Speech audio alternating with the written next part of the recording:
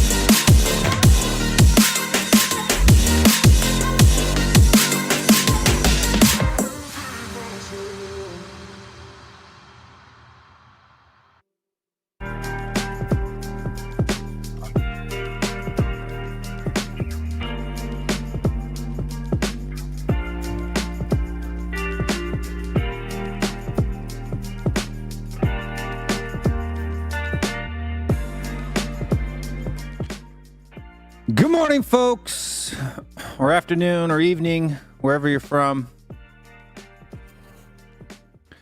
We are the Bald and Bearded Tottenham Boy Show. It's a long time since we've seen our good friend, Mr. Cody Mack. Cody Mack, what is going on in your life? How have you been, and what have you been up to? First and foremost, it's been mostly technical issues, as you know. You're looking sharp right now, though. Yeah, much better right now. don't want to get into all the details, but just wasn't possible to join streams for about 2 weeks there. But seems to be getting a little bit better now. And yeah, and then just the natural busyness of being at home with a 3-year-old and a 1-year-old, which happy to announce my 3-year-old went back to daycare today. So I'm down to 1. Down to 1. Yeah. So I'm not outnumbered anymore, which is great. That's good. That's good. Yeah, it's been a long time since I've had to deal with the daycare thing. Mine just run around wild in the backyard. I'll throw a steak back there every now and again. They don't eat each other, and then after that, I'm good to go, man. Good to go. You'll get there someday. Yeah, someday. Someday far, far away. Yeah, you still got like 10 years, man. Poor you. Got 10 years before your oldest is the same age as almost my middle child. Yeah, I got to work a little bit later in life, but I got to enjoy my 20s a little bit more, so you take the good with the bad. Yeah, no, I think me and my wife, we just had them quick after we got married, because I got married at 27. So. Yeah, I was 32. Yeah, 3 months later, it was boom, kid. That's it, eh? Bam. Yep. No wasting time.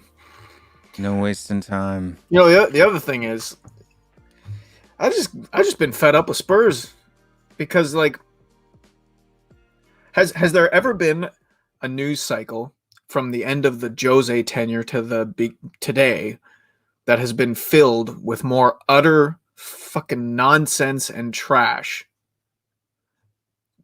Like for a club that has absolutely done zero except a point Nuno, there's been so much frustration and it's just been one calamity after the other, and I just got fed up. You know, the amount of time that you put in when you're linked with new managers and different players and everything like that. I just said, you know what, this is futile.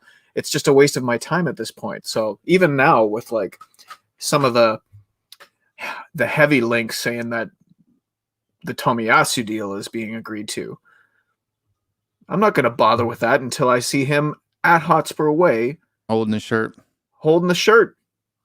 Yeah. You know? But I mean, the recent thing that's just come out, I mean, we don't need to get in a whole lot into it, but about 10 minutes ago, maybe now, it's that, you know, that an agreement has been made, and now they're just hashing out the bonuses. So from what I've heard, the personal terms, like the contract with the player, has been done for a while now.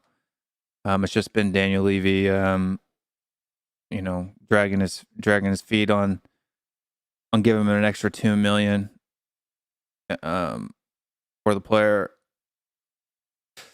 And you know, now they're talking about bonuses or whatever too. The fact that they went up from 15 to 18 to now 20 makes it look like maybe Paratici has a little bit more pull over Daniel Levy than I was expecting. I mean, what are your thoughts on that? I mean, because normally in the past it would have been like 15, then maybe 18 if they wanted 20, and then that would have been it, and it would have, you know, fallen through or whatever.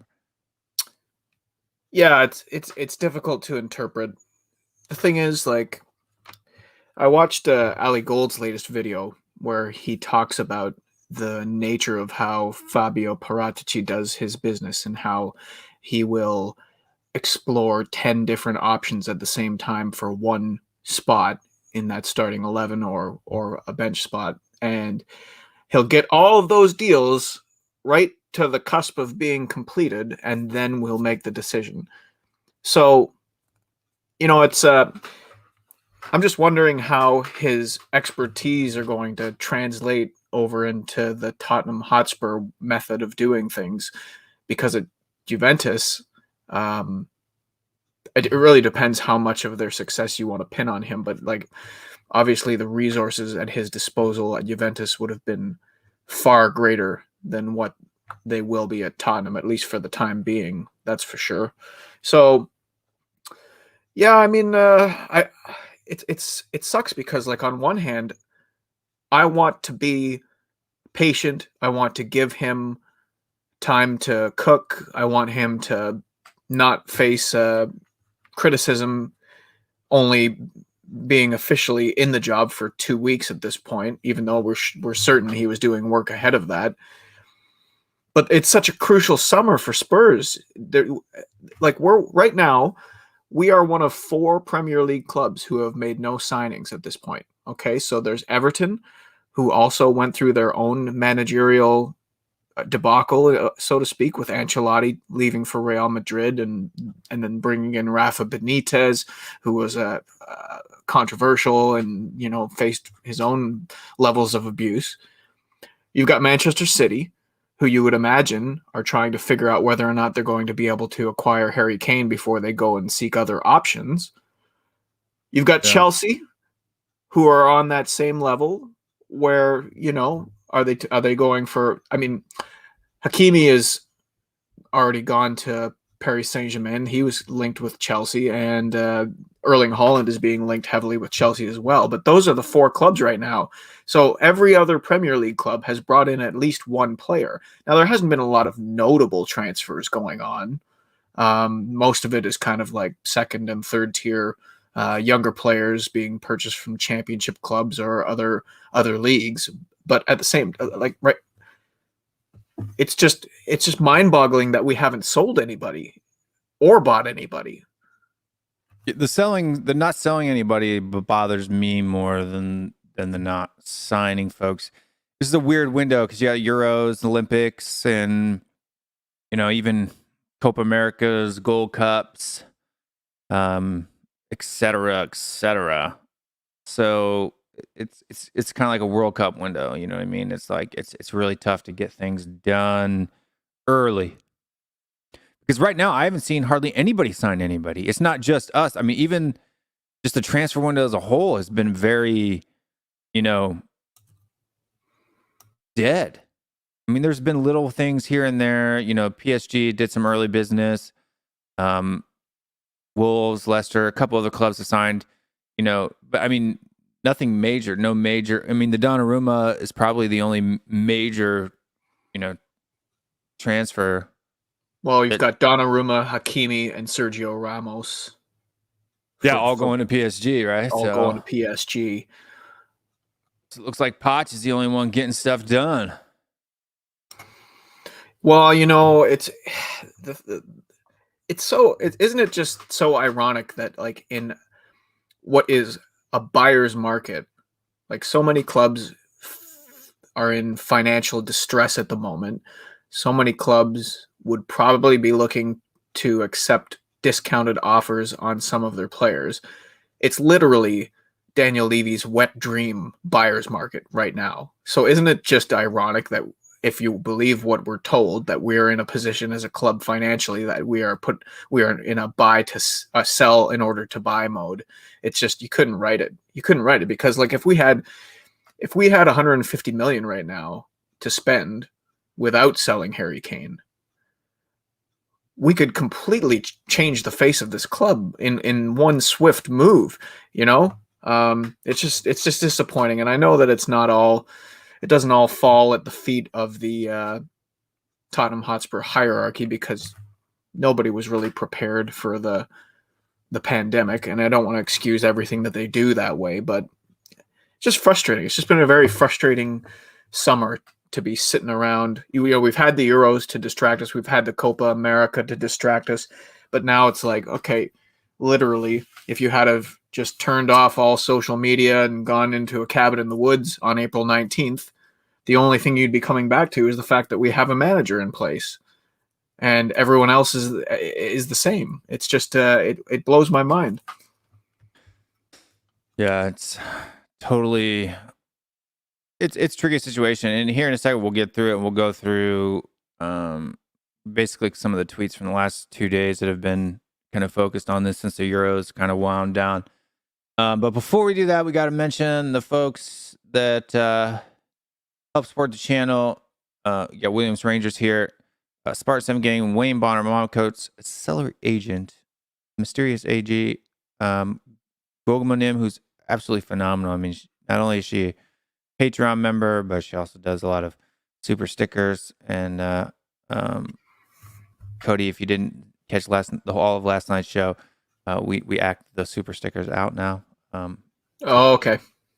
Fun way to get people to laugh at us. Tony Gonim, Alex Burleton, and Mr. Bob Spur TV himself, as well as, for people that don't know, we do have the channel membership feature is now active on this channel. And to do that, it's a bit hard from a mobile phone. YouTube, if you're watching, you need to make it easier for people to do that on a mobile device itself. If you're on your computer, it's real easy. You just minimize or you don't even have to minimize the chat because the chat's off to the right. Just click that join button that's down there next to the thing, and you can sign up for as little as, I think, $3.99 or $4.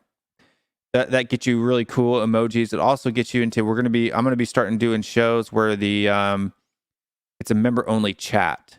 So maybe, like, even today, if people haven't noticed, if you aren't subscribed and you want to get involved in the chat, go ahead and subscribe to the channel, because right now the chat is set to subscribers only. So if you're watching the show and you want to chat with the people in the chat or see what's going on, make sure you hit that subscribe button as well as that. But I'm going to throw a link in the chat here for people to, if you want to become a member, and be able to get into those member-only shows. We're going to be doing member-only shows, and that I mean that are literally only visible to members. Nothing crazy.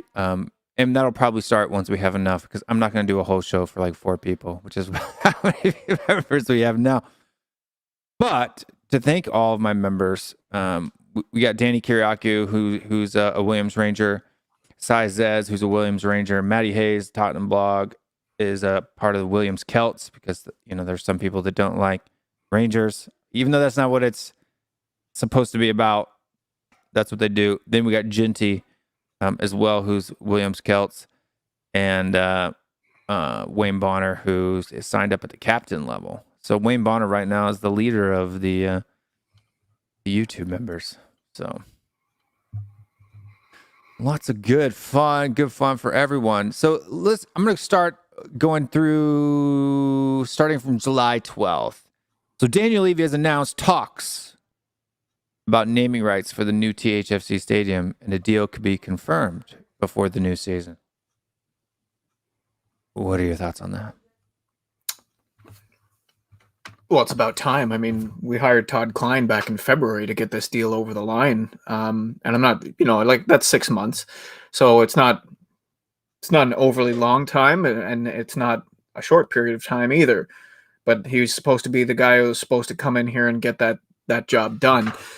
I don't think that it will lead to the immediate influx of cash that people think that it will. These deals tend to be paid over long periods of time, maybe a little bit up front, and whether or not the owners decide to take that money and put it directly into the squad is another question. Yeah, I don't know. It makes you wonder why it's taken this long, and we're kind of been put in a compromising position because we need that now, and it's not a great time to be seeking that kind of sponsorship. Just the pandemic on its own will have hit so many bigger companies hard. It kind of limits who you're able to go after. But I know you're probably going to get onto the shirt sponsor after, but yeah, I think it's important for us to get that done. If you believe what has been written on Twitter, then Levy's been holding out to get apparently one of the biggest sponsorship naming rights deals in the history of world sport. Wouldn't be hard to picture, personally. And of course, that would be a good thing for Spurs, but not if it takes 5 or 6 years to get the deal done, right? Yeah, that's true. I mean, how long it takes? I would assume that they've been looking for a while, and that this is where they're in the final legs of that.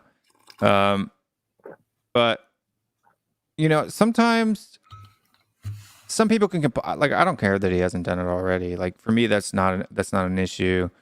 In fact, if the club doesn't need it right now and their cash flow, because we all know that money's not going to transfers, right? Well, at least in my opinion, I don't think even 10% of it's going to go to transfers. But the fact that he hasn't done it yet, I mean, if he's holding out for a bigger fee, it's if you don't need the cash operationally right now and you want to hold out for a bigger sum when the conditions are better, I mean, I think that's prudent. But yeah, because I don't see any of the money coming to players. Yeah, I mean, the only problem is, like, if the product on the pitch continues to deteriorate, is that going to make it more or less likely that you're going to be able to attract a top sponsor, right? What comes first? It's a chicken and egg question, right? That could be true, I guess. My guess is that whatever sponsor that they've got coming in for this thing is most likely going to be tied to the NFL side of the club, is my guess. Being the only club, the only, football club, the only place in England right now, I think, that I know of that to hold NFL matches, right? So for me, I think that's probably where they're hedging their bets on, because especially for the UK, you're talking about a far more popular global audience, here in the US, right? So whenever whatever it's Monday Night Football or whatever NFL show is has that stadium, how they do the aerial photos, the blimps, or do whatever. I'm sure they do it by drones nowadays, but all that stuff flying around the stadium, during the shows, during all the stoppages that they have in American football and NFL. I think that's probably what they're hedging their bets on. I don't think it's the, Yeah. you know what I mean? Just because, like, even the coverage for European football or real football is completely different. Have you ever seen overhead drones footage of the stadium before the match during the the wind up and all that stuff? No, I don't see it. Right? Like they don't. Whereas in NFL, that's commonplace. That's like the aerial footage of the stadium is almost as important as the the game itself. But So just want to point out, Kieran, who's become a YouTube member. So just wanted to thank him for that. Also, for everyone watching, Kieran has his own YouTube channel now called Spurs Sick, and I've just put the link in the chat if you want to head over and subscribe to him. Always good to help somebody who's just getting started grow their 100%. channel. Yeah, and he's been a regular contributor to some of our call-in shows. We always appreciate his perspective. So I just want to give Kieran a little shout out. I think I was his second subscriber. Well, you got to let his mom get in there first. I think Mr. K was actually the first one. Well, I didn't know Mr. K was his mother. Could be. But yeah, no, I mean, because I think the subscriber list had one. It may not have just updated yet. That's the hard part about YouTube, is they've updated. But we are still on the push to 2K too for this channel here. Go subscribe to Kieran first, because all of you who are in the chat right now, you guys are already subscribers to the channel. For those people who aren't in the chat, who are watching and not involved in the chat, if you want to get involved in the chat, you gotta subscribe to the channel. And because I'm telling you, that's where the most of the fun is. Like, us hairy eggs over here aren't near as fun as the people in the chat. So join them by hitting that subscribe button. Once we do get to 2K, though, we are giving away 2 more shirts from THFCRants.com, right? So you can go over there. You can pick whatever one you want. The last gentleman who won the competition when we hit the 1,000 subscribers, please forgive me if I've forgotten your name here. His name was Matt Jones. And he got the shirt that he got for his giveaway was the "I'm Telling You, Bro" t-shirt. So, fan of Marcel and the debate last night. Want to thank Jason Williams and Marcel for coming on the show. That's going to be a new type of show. What did you think of that format, Cody? I enjoyed it. I thought watching it back, it was fairly interesting. So I haven't had a chance to watch it back. I did watch maybe the first 10, 15 minutes, just their opening statements and kind of the first like interactions. And then, yeah, unfortunately I was a little bit tired and was falling asleep. So, but I like that format. I think that's one thing. And some other debates that I've seen is that without the structure, without having a moderator, without having somebody who can put an end to an argument that it isn't going anywhere, that's lost its traction, that's lost its value. I think there's a lot of there's a lot to be said for having someone in the middle. Even I can remember when they first started doing the Hotspur on We Are Tottenham TV between Sim and John Cooper. It's just an argument on screen. Great show, but yeah, great show. And then, but they would go down a rabbit hole and have a hard time getting out of it. So I can remember jokingly, but not jokingly, saying that I would come on and moderate it for them because, again, you know, if you're kind of going back and forth saying the same thing to one another for 20 minutes, it lacks a little bit of substance. But I'll have to watch it back. I mean, how did it go? Did you guys? I don't know what you ended up doing at the end. Did you determine a winner? Well, actually, I'm going to put a poll out after this show ends, and we'll let people vote on that poll. It'll be in the community section of the channel, and so people will be able to. I mean, it'll just be for fun, right? Like we're not going to come out here and announce that one of them is the winner, but just for you guys watching at home, you know, just to add a little competition because we are a football show. There was a few times where I think that it got maybe a little bit repetitive at points where they kind of started talking about the whole thing. I didn't want to get involved too much, but I did want to get involved whenever they were talking over each other because she obviously can't hear anybody do anything like that. And two, the topic was so broad that I didn't know exactly. I think going forward, the better thing to do would be come out with a specific title that is kind of like the proposition of the debate. So like, for instance, last night could have been, are fans toxic? Are fans who criticize players for their sporting or for their footballing ability toxic? And then you have an affirmative and a negative position. That way, if they start to go on a trail, I can kind of rein them back in to say, okay, we're talking about fans, players, and toxicity, right? Not, you know, Daniel Levy's, you know, bald head, right? So it didn't really get off track. Last night, those two guys were great, but I thought to me, one of the funnest part was the Q&A part. I thought was really good. That went for a good 35, 40 minutes on the inside of that. And then the 60-minute open conversation. There were some parts that were a little bit kind of repetitive, but for the most part, it was a pretty good conversation last night. And I enjoy debates personally. That's my personality type, is the debater. And so I just kind of figured if we're going to do this and we got people arguing about stuff, and what I think would be cool is if you bring on fans from other clubs and you could just do like a football debate. It doesn't have to be Tottenham specific, but since this is a Tottenham channel, we'll start it out that way. But for anybody who wants to debate, just remember it's debate.thfcrants@gmail.com. Send us an email. Give us a topic that you want to debate, or if you have a person that you want to debate.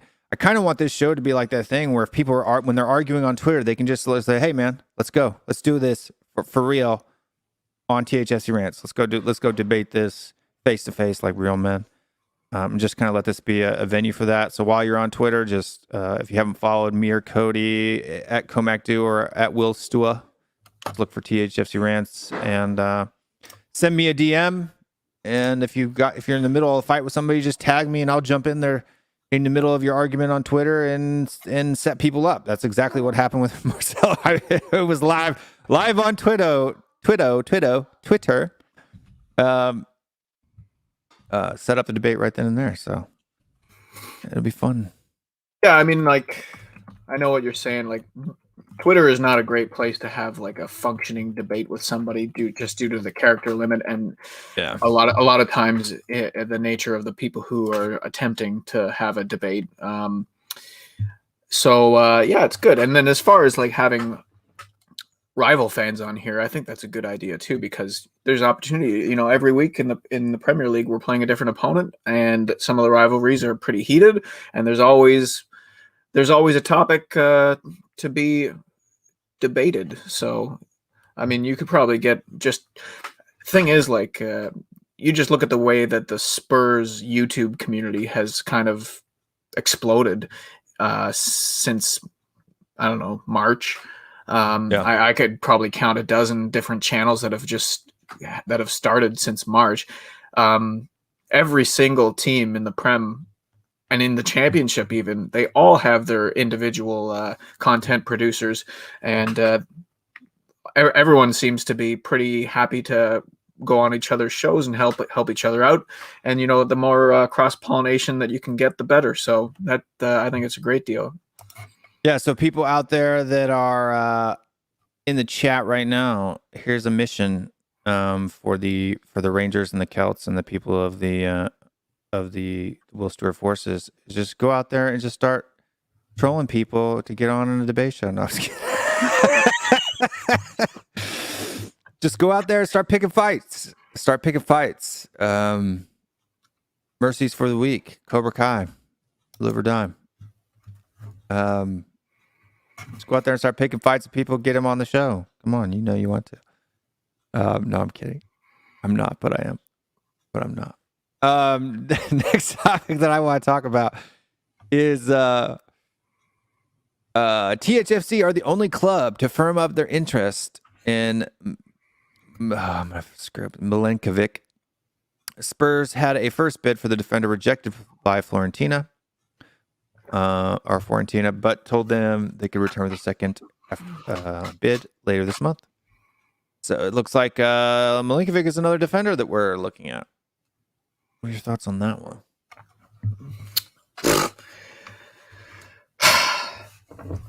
Like I was saying earlier, because there's going to be rumored 10 players for every position that we try to fill. I don't watch Serie A football, right?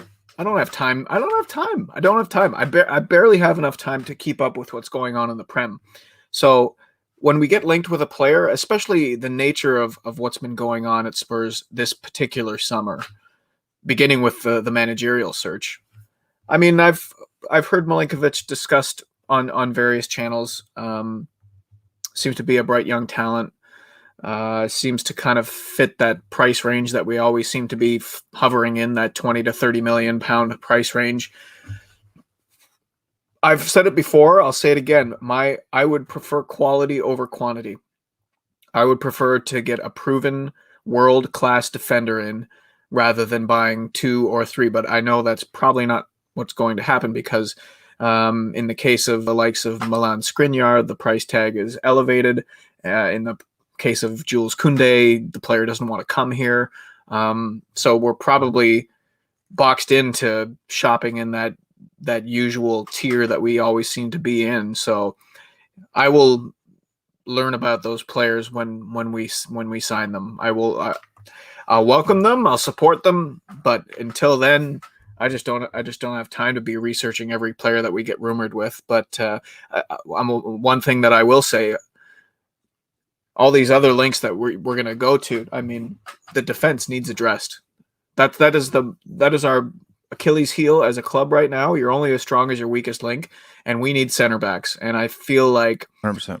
Almost anyone at this point that we bring in would be an improvement on what we have. So as much as it's like disappointing that we're not going to get that Virgil van Dijk style signing in the door, any improvement is something that we should be excited about in some respects. 1000%. And for me too, the only thing that I'm really paying attention to right now is primarily defenders and wingers. Anything else I could really not care. I'm not even researching it because, to be honest with you, I don't care.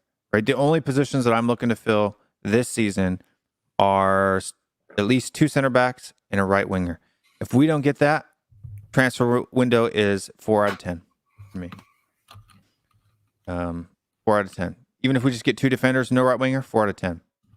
Can't get above 5 with me on this transfer window, regardless of the people, unless we sign 2 defenders and a right winger, because we don't have a right winger. We don't. We don't have a quality right winger at all. Period.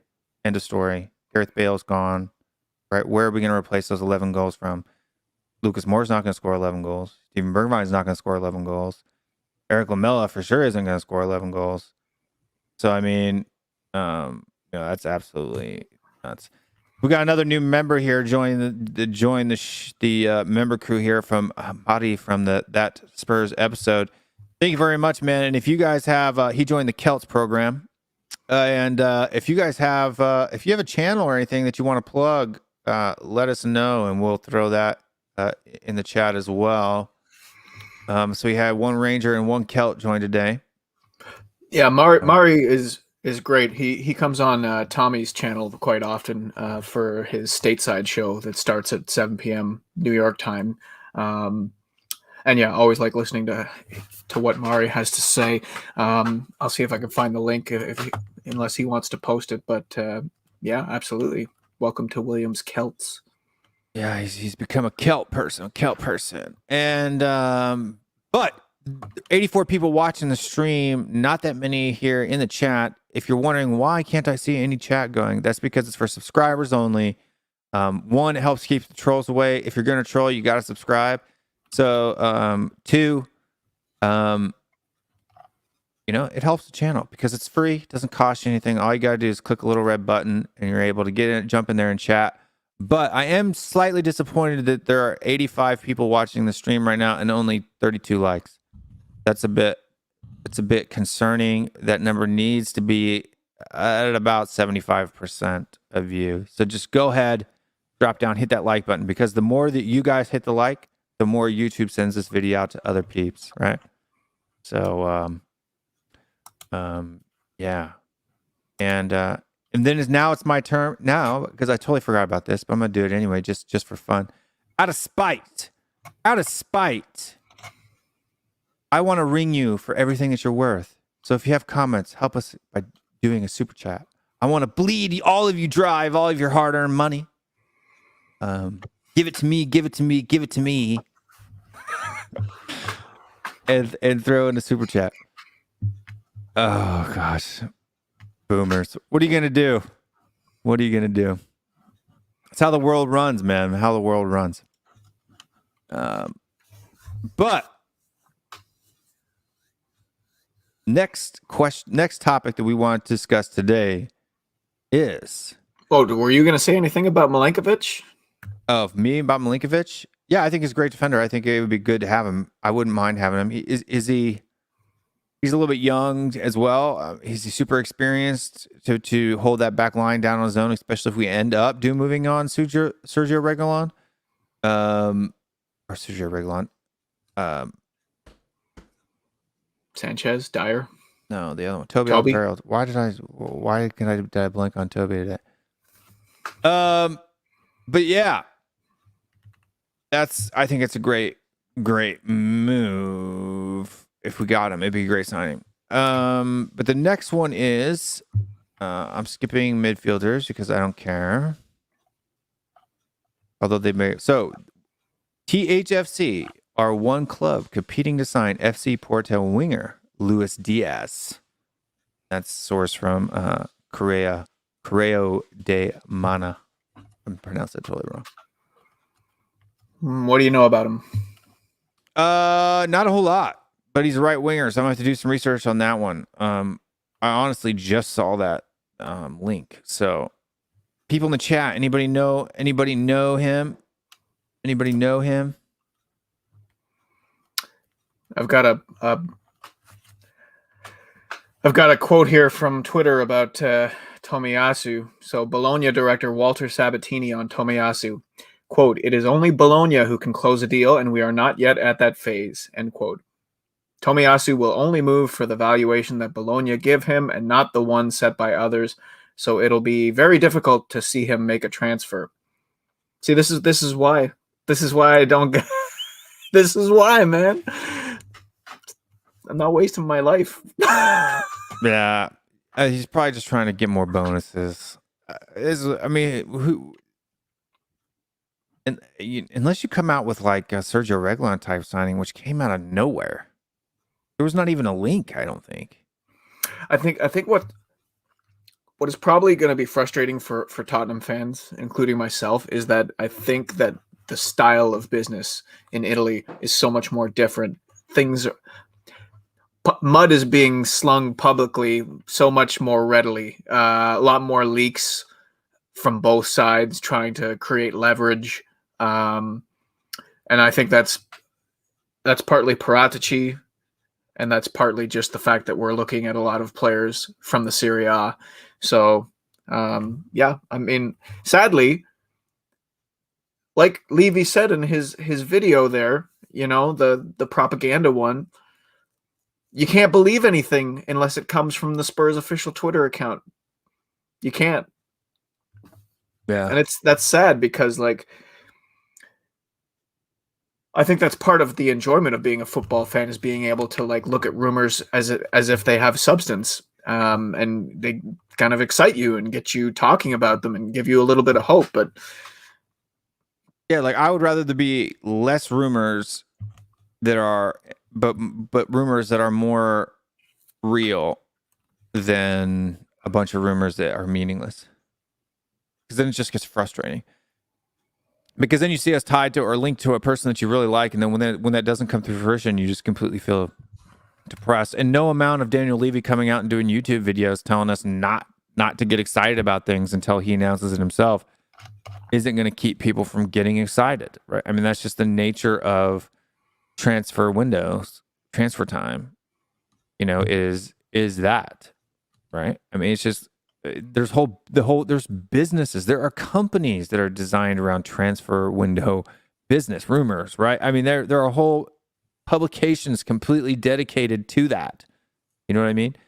Transfer market. I mean there are whole websites and publications and you know what? I think that the rumor mill is kind of roided up right now because of the fact that we had two major international tournaments that have just come to a close. Like, me and my Tottenham P brain, you know, every time I saw a player make a nice play at Euro 2020, it was like, ooh, I'd like him at Spurs. Ooh, I'd like him at Spurs. You know, like, every player that shows window shopping.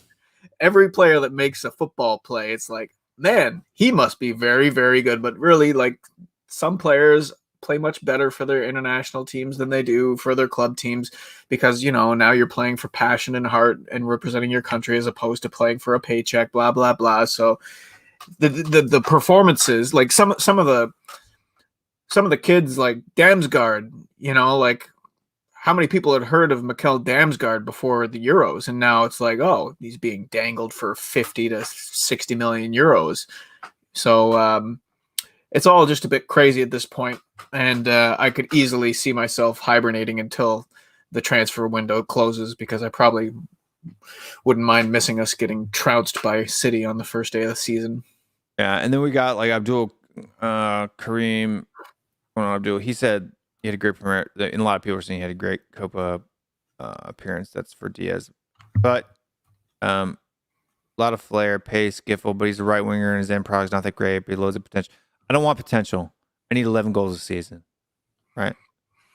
I need 10 or more goals a season. If he can't do 10 or more goals a season, waste of money. Waste of money. Waste of money. Because if a half-broken Gareth Bale can get 10 goals in a season, we should not be in for them. That's my opinion. I'm not in for another bang average winger, right? We need a Sonny on the right. That's what we need.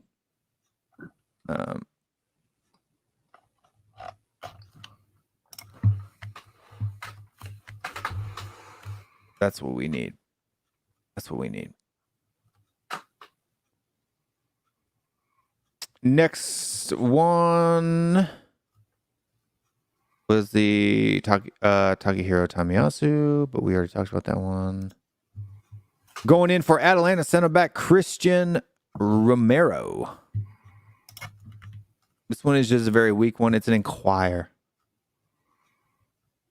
They've asked questions about the list of adjectives that we've used to, like, express and like, all of them lead back to the same conclusion. Tottenham are looking to get a player for dirt cheap, you know, but it's like interested football club. linked with football club, appreciated football club. It's like, dude, just list all the different adjectives that we can come up with to say that we are interested in a player that we cannot afford nor are willing to pay the asking price for. But yeah, no, Romero, very impressive in the Copa America final. Brazil had their chances, but overall, I thought he was good on that stage. Did you watch the Copa America final, right? Part of it, yeah. It was on Saturday while I was driving around Atlanta, so I didn't get to watch. I really thought that there was going to be the weekend where you got to see Messi and Kane both lift their first trophy for their country. You know, we got to see one of them. The wrong one. The wrong one for us. Although I never thought, I wasn't one of the people that thought that if he won the Euros, it would help him to want to stay at Spurs. I don't think he's leaving Spurs regardless. So I don't think that tournament had any effect on how he's gonna, make up his mind or whatnot. I don't think that. I agree that he's not going anywhere this summer, but I do feel like an England win would have been better for Tottenham than an England loss. Sure. Put him in a better mood. How do you measure that? Let's put it.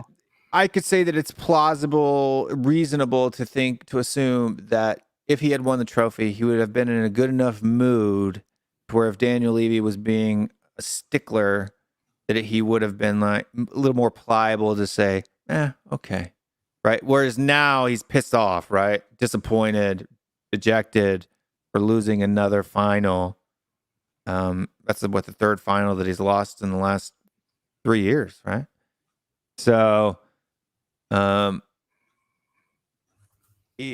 I mean, being that dejected now, it could have an impact on you. Even if you weren't planning on leaving the club, it could have a negative impact on your performances, especially in the first half of the season.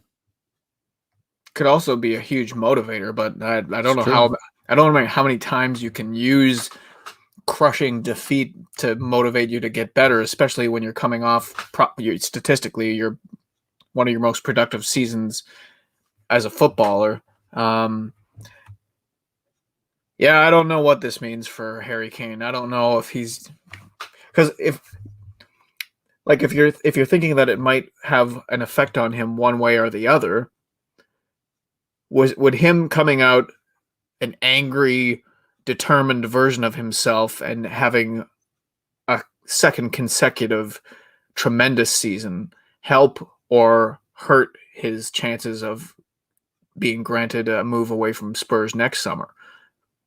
Yeah. Or would, if he downs tools, which I cannot see him doing personally, but I just don't know. It's just crap. It's just a crap situation. Yeah. We do have a £4 super chat here from Stuart saying, I love your shows, Will and Cody. Hoping we can still get Anderson.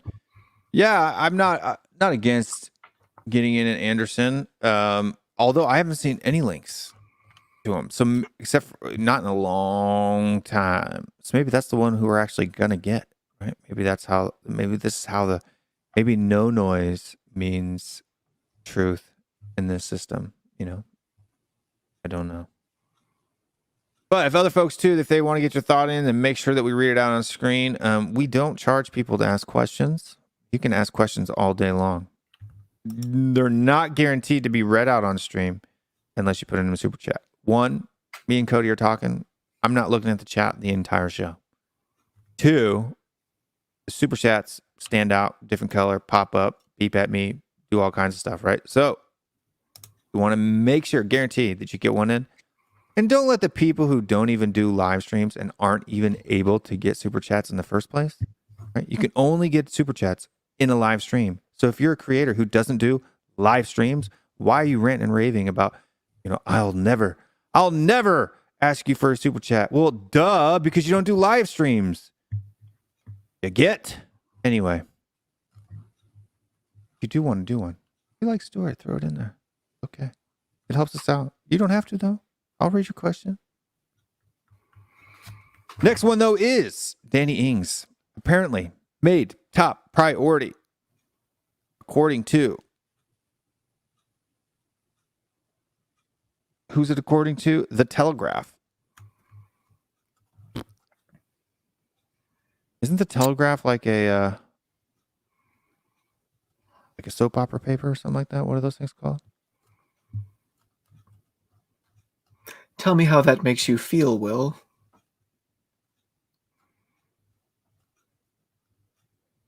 As long as he's not there to replace Kane, he's going to be injured 95% of the season anyway. Come on in. Come on in. We can waste our money on Danny Ings. Is he coming on a free, or do we have to pay for him? You have to pay for him. But he's in the last year of his contract, though, right? Yep. Yep. And Ginty says, "Yeah, do we want to bled you guys drive the super types? Here, the minimum." Ginty.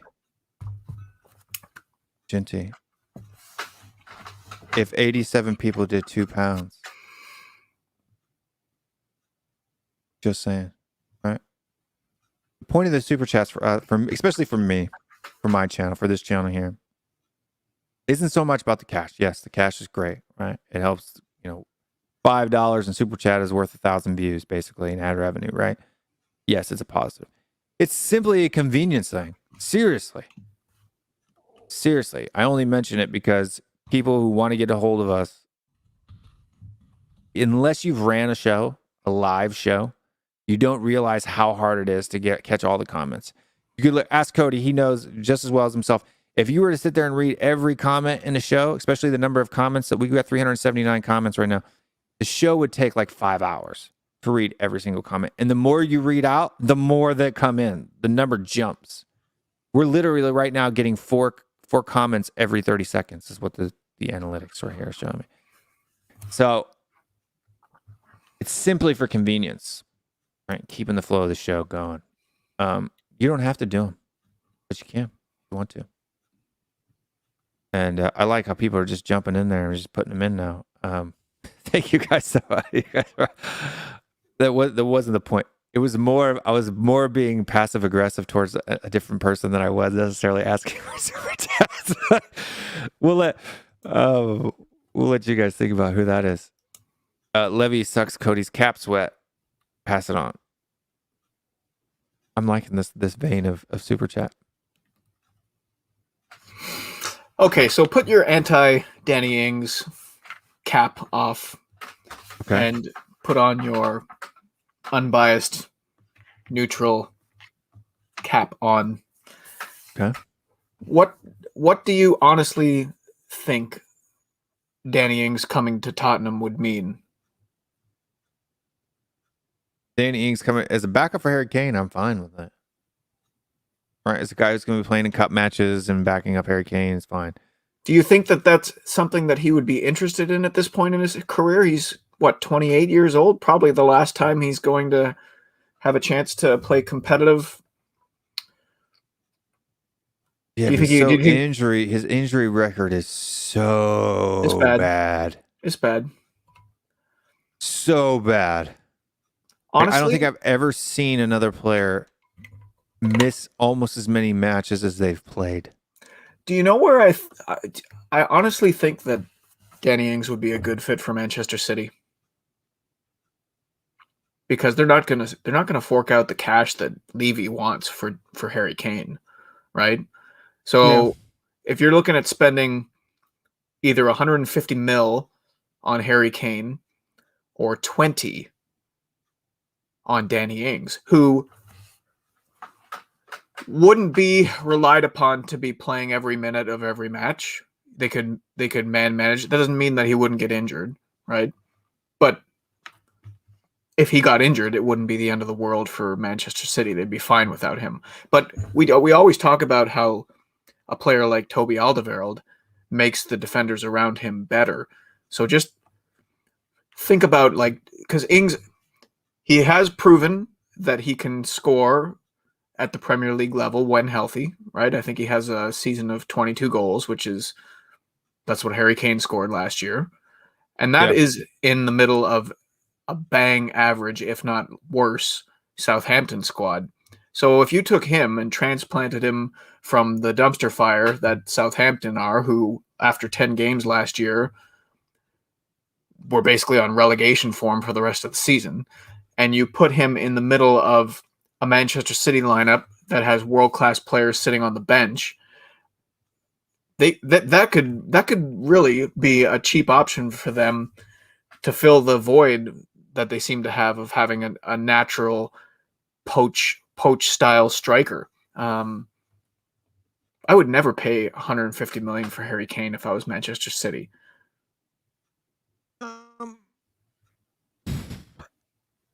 If you want to win, if you want to win the Champions League next season,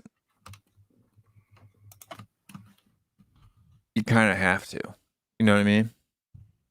If that is your goal, like if you're the owner of a club and money doesn't mean anything to you, what matters to you is prestige. If you don't win the Champions League, you can't call yourself a big club, right? European glory has bigger standing than domestic glory. So therefore, right, like especially when you're going up when you're in the same city as Manchester United, who has the history that they have, if you want to become the preeminent club in Manchester, which right now City's never won the Champions League, have they? No. Definitely not in the last, 12 years while I've been watching. So might be an unpopular opinion, but acquiring Harry Kane guarantees nothing in terms of the Champions League. You're talking about a tournament that ends with a single match, and we've seen, just look at what's transpired here at the Euros. You've seen Switzerland beat France. You've seen Belgium crash out.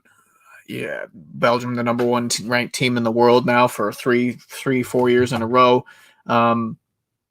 Harry Kane, maybe he's not as injury prone as Danny Ings is, but he is coming off one of his most healthy seasons in the last 5 years. He's had his fair share of, it's been well documented, the ankle knocks and the hamstring injury and whatnot.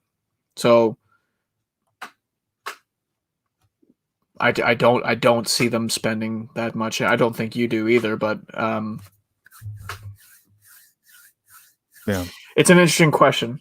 Like our Manchester City, because they've been linked with Danny Ings a little bit now in the last 24 hours as well. So are they trying to apply a little bit of pressure on the Tottenham hierarchy to reduce their asking price? I think if Tottenham bring in Danny Ings, it's not to play alongside Harry Kane. It's to replace Harry Kane.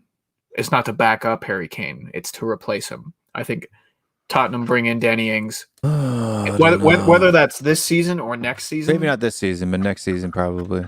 Yeah. Or being a stopgap to say, like, if we end up losing Harry Kane next season, I don't think Harry Kane's going anywhere this season. I really don't. And I think that anybody who assumes that Harry Kane is leaving, I'm going to go out on a limb, and I think that you are a little bit delusional. I think you are. If you think Harry Kane's leaving this summer, I think he should leave this summer. It's not about that. I think all the evidence that we have about Daniel Levy and from the documentary, and then just being Daniel Levy in general, and how he holds on to players. Like, look, if he's holding on to the likes of Eric Lamela, Ben Davies, Eric Dyer, you think in his wildest dreams he's going to let Harry Kane go for anything less than every penny that he asked for? I think you're out of your mind. Well, and especially, like, I know we all look at Manchester City as being a money club, a club that just spends crazy amounts all the time. But, Ruben Diaz, their most expensive transfer, 68 million euros, right? If Daniel Levy's asking 150 million pounds, that's 175 million euros. So that would be well more than double what they've ever spent on a single player. And just it doesn't seem very likely for a 28-year-old. Yeah, except like I have a feeling that like say Chelsea goes in for Erling Haaland for 120 million pounds, right? You're going to get more results out of Kane next season. Then Kane is a lower risk than Haaland. So if you're looking short term, if you're looking long term, Haaland is by far the better investment, right? By far, in my opinion. It just short depends. term. It just depends how you feel, because I know you have doubts that Haaland would come in and be able to put numbers up immediately in the Premier League, but the fact that he's been so dominant in the Champions League, and I know that like there are some clubs that get into the Champions League. Has he? Yeah. How far did Dortmund get? His goal scoring record speaks for itself in the Champions League. I mean, it's good. No, it's prolific. It's possibly the best that there's been. Dortmund not getting past quarterfinal stages and round of 16 stages in Champions League. I wouldn't say it's prolific. I would say it's good, right? Because otherwise, if he was scoring 5 or 6 we're measuring the goals individual. Game, yeah, well, okay, I'm accepting that. But what I'm saying is that if you're not carrying the team through, if you're not getting enough goals in a match to win the match, now if he was getting two or three goals a game and the team was, conceding 5 or 6, I would say, yeah, he's being great. I would say it's good. I don't necessarily think he's outstanding to the point where you could say that he can replicate that in the Premier League, which is far different. I would have to look at how Erling Haaland's scoring record against other Premier League top 6 sides in the Champions League. That's what I would look at, not just the Champions League as a whole. You'd have to look at his goal scoring record against. Yeah, I mean, okay, so we can accept that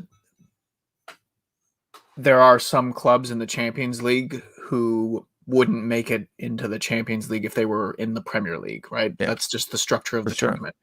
But regardless of even if he was playing against the lowest tier opponent, which we know that he's played several games against top tier opponents, 2 seasons in the Champions League, okay? 20 goals in 16 matches.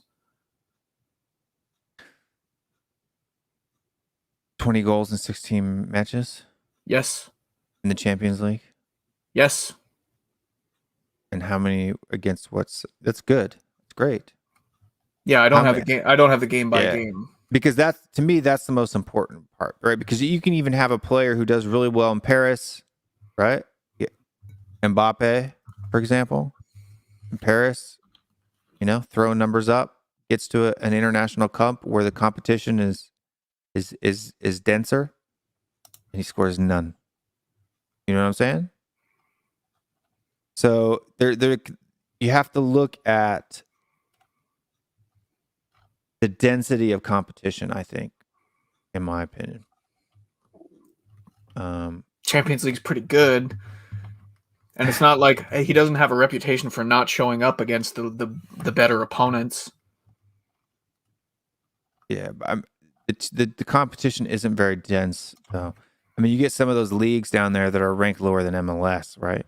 That are in the Champions League. So this would be a good debate topic. It would. We could do it. I have to find a moderator, though, if it's you and me doing it. You can debate with somebody else who agrees with me, and then I'll moderate it. I'll be quiet. I just mean for someone else to do it.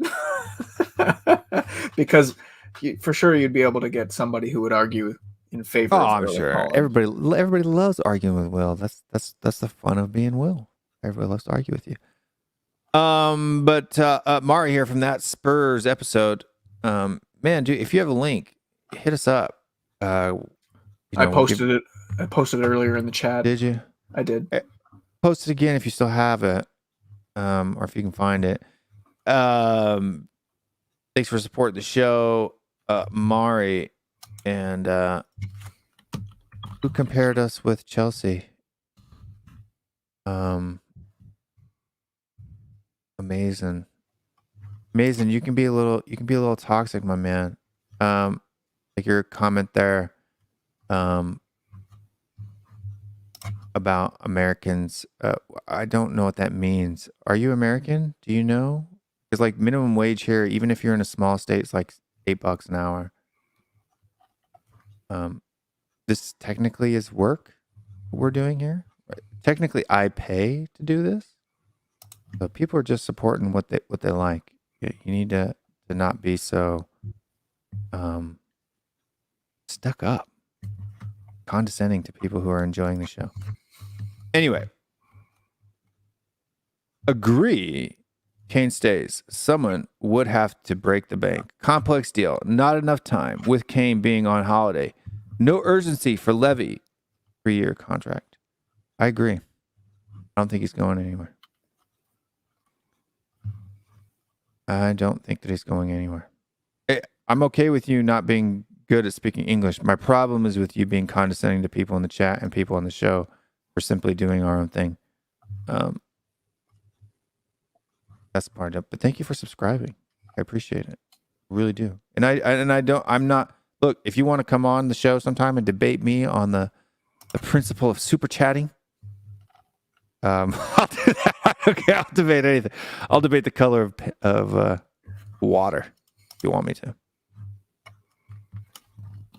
But Mari, yeah. I mean, do you think Kane's? I mean, we've kind of talked about this enough, but not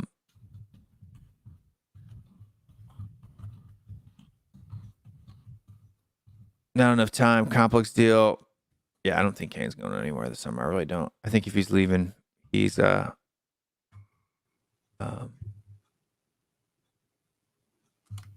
places.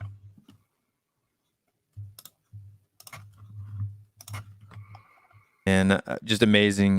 Don't compare to Chelsea. I see you. You see me. And you know what I'm talking about.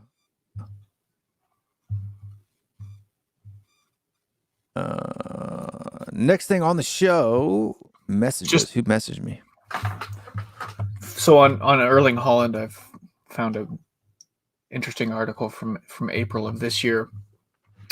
So after 22 UEFA club competition games, so I would assume that would include if they drop down into Europa at one point, although I've already said from his football reference page that he scored 20 goals in the Champions League.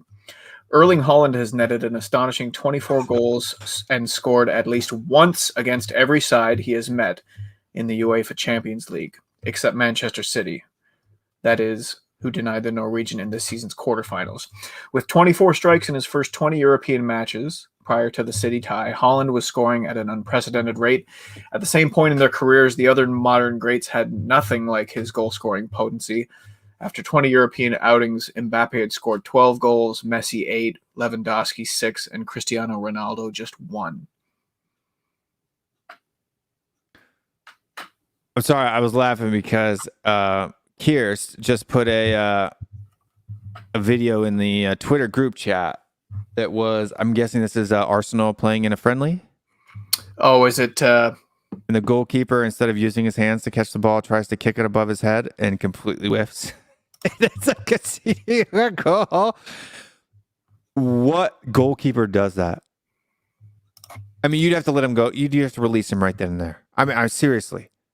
I have not seen 12-year-old boys as a keepers when the ball, they tend to want to use their hands.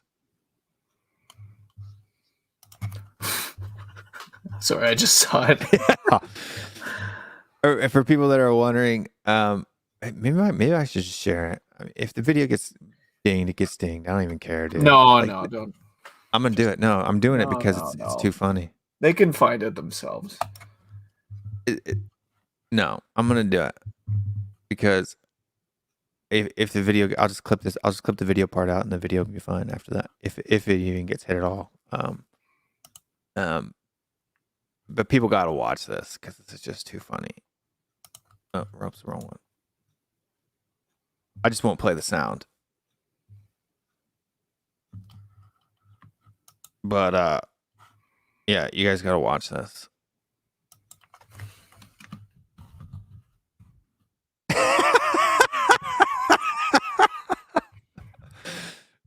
It's good. All right.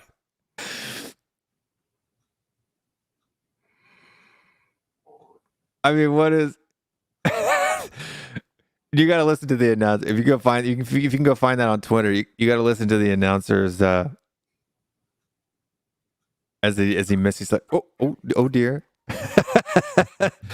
I mean, he literally puts an arm out, pulls it back, then tries to kick it above his waist and completely miss. Oh, Arsenal. Is that even Arsenal, though? Do they have yellow kits this year? I don't know. But that's funny. Funny.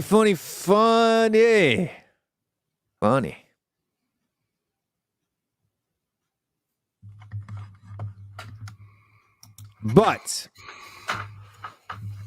A Midsummer's Night Dream, that's what the whole summer window is about. It's dreaming about who you can have. And I think the dreams are all we're going to get in the end. Midsummer's Nightmare. It's true. You're good, man. No worries. No worries.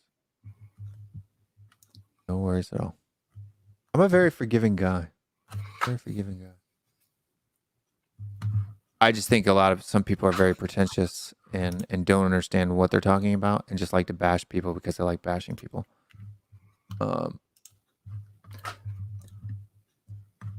Any more rumors to discuss? Those are the only ones that I've really cared about. I'm sure there's a million more out there. Ings, I know that the rumors about Ings, they're saying, they want him to play alongside Harry Kane. What so what is that? What does that even mean? What formation would you see Danny Ings? A 4-4-2? Yeah, I'm looking at that one right now. But I mean, the Telegraph has set it for Fabrizio Romano. Is that for Fabrizio Romano? 3-5-2 with Sonny at left wing back. Did he mention it today? I've got him with Jordan Sancho, Manchester United. He went live. Borussia Dortmund, Manchester United, Oliver Giroud, Thomas Vasek, Wolverhampton, Sevilla. You mentioned it was a long time ago. Felipe Anderson just landed in Rome to join Lazio. West Ham. Barca. I don't see anything from Fabrizio on this, on his Twitch channel. Gotcha. I haven't seen it. It's not on his. He hasn't tweeted it yet. He has not tweeted it yet. But yeah, just a possibility. Look, I'm not excited about it. I'm not into it. But if you guys haven't yet, if you're just joined the stream, we have had about 100 people watching at one point in time. It's dropped off recently, but if you haven't liked the stream, go ahead and do that. And if you don't like it, hit it a thumb down. Give it a thumb down. I'm okay with that. I'm not gonna cry.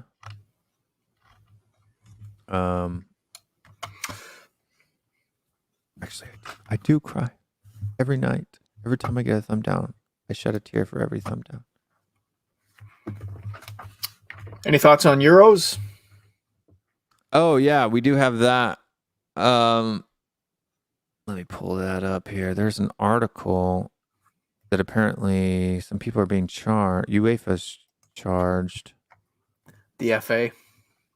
I literally just closed that out for some reason. So it says England charged with 4 offenses by UEFA after Wembley chaos at the Euro 2020 final.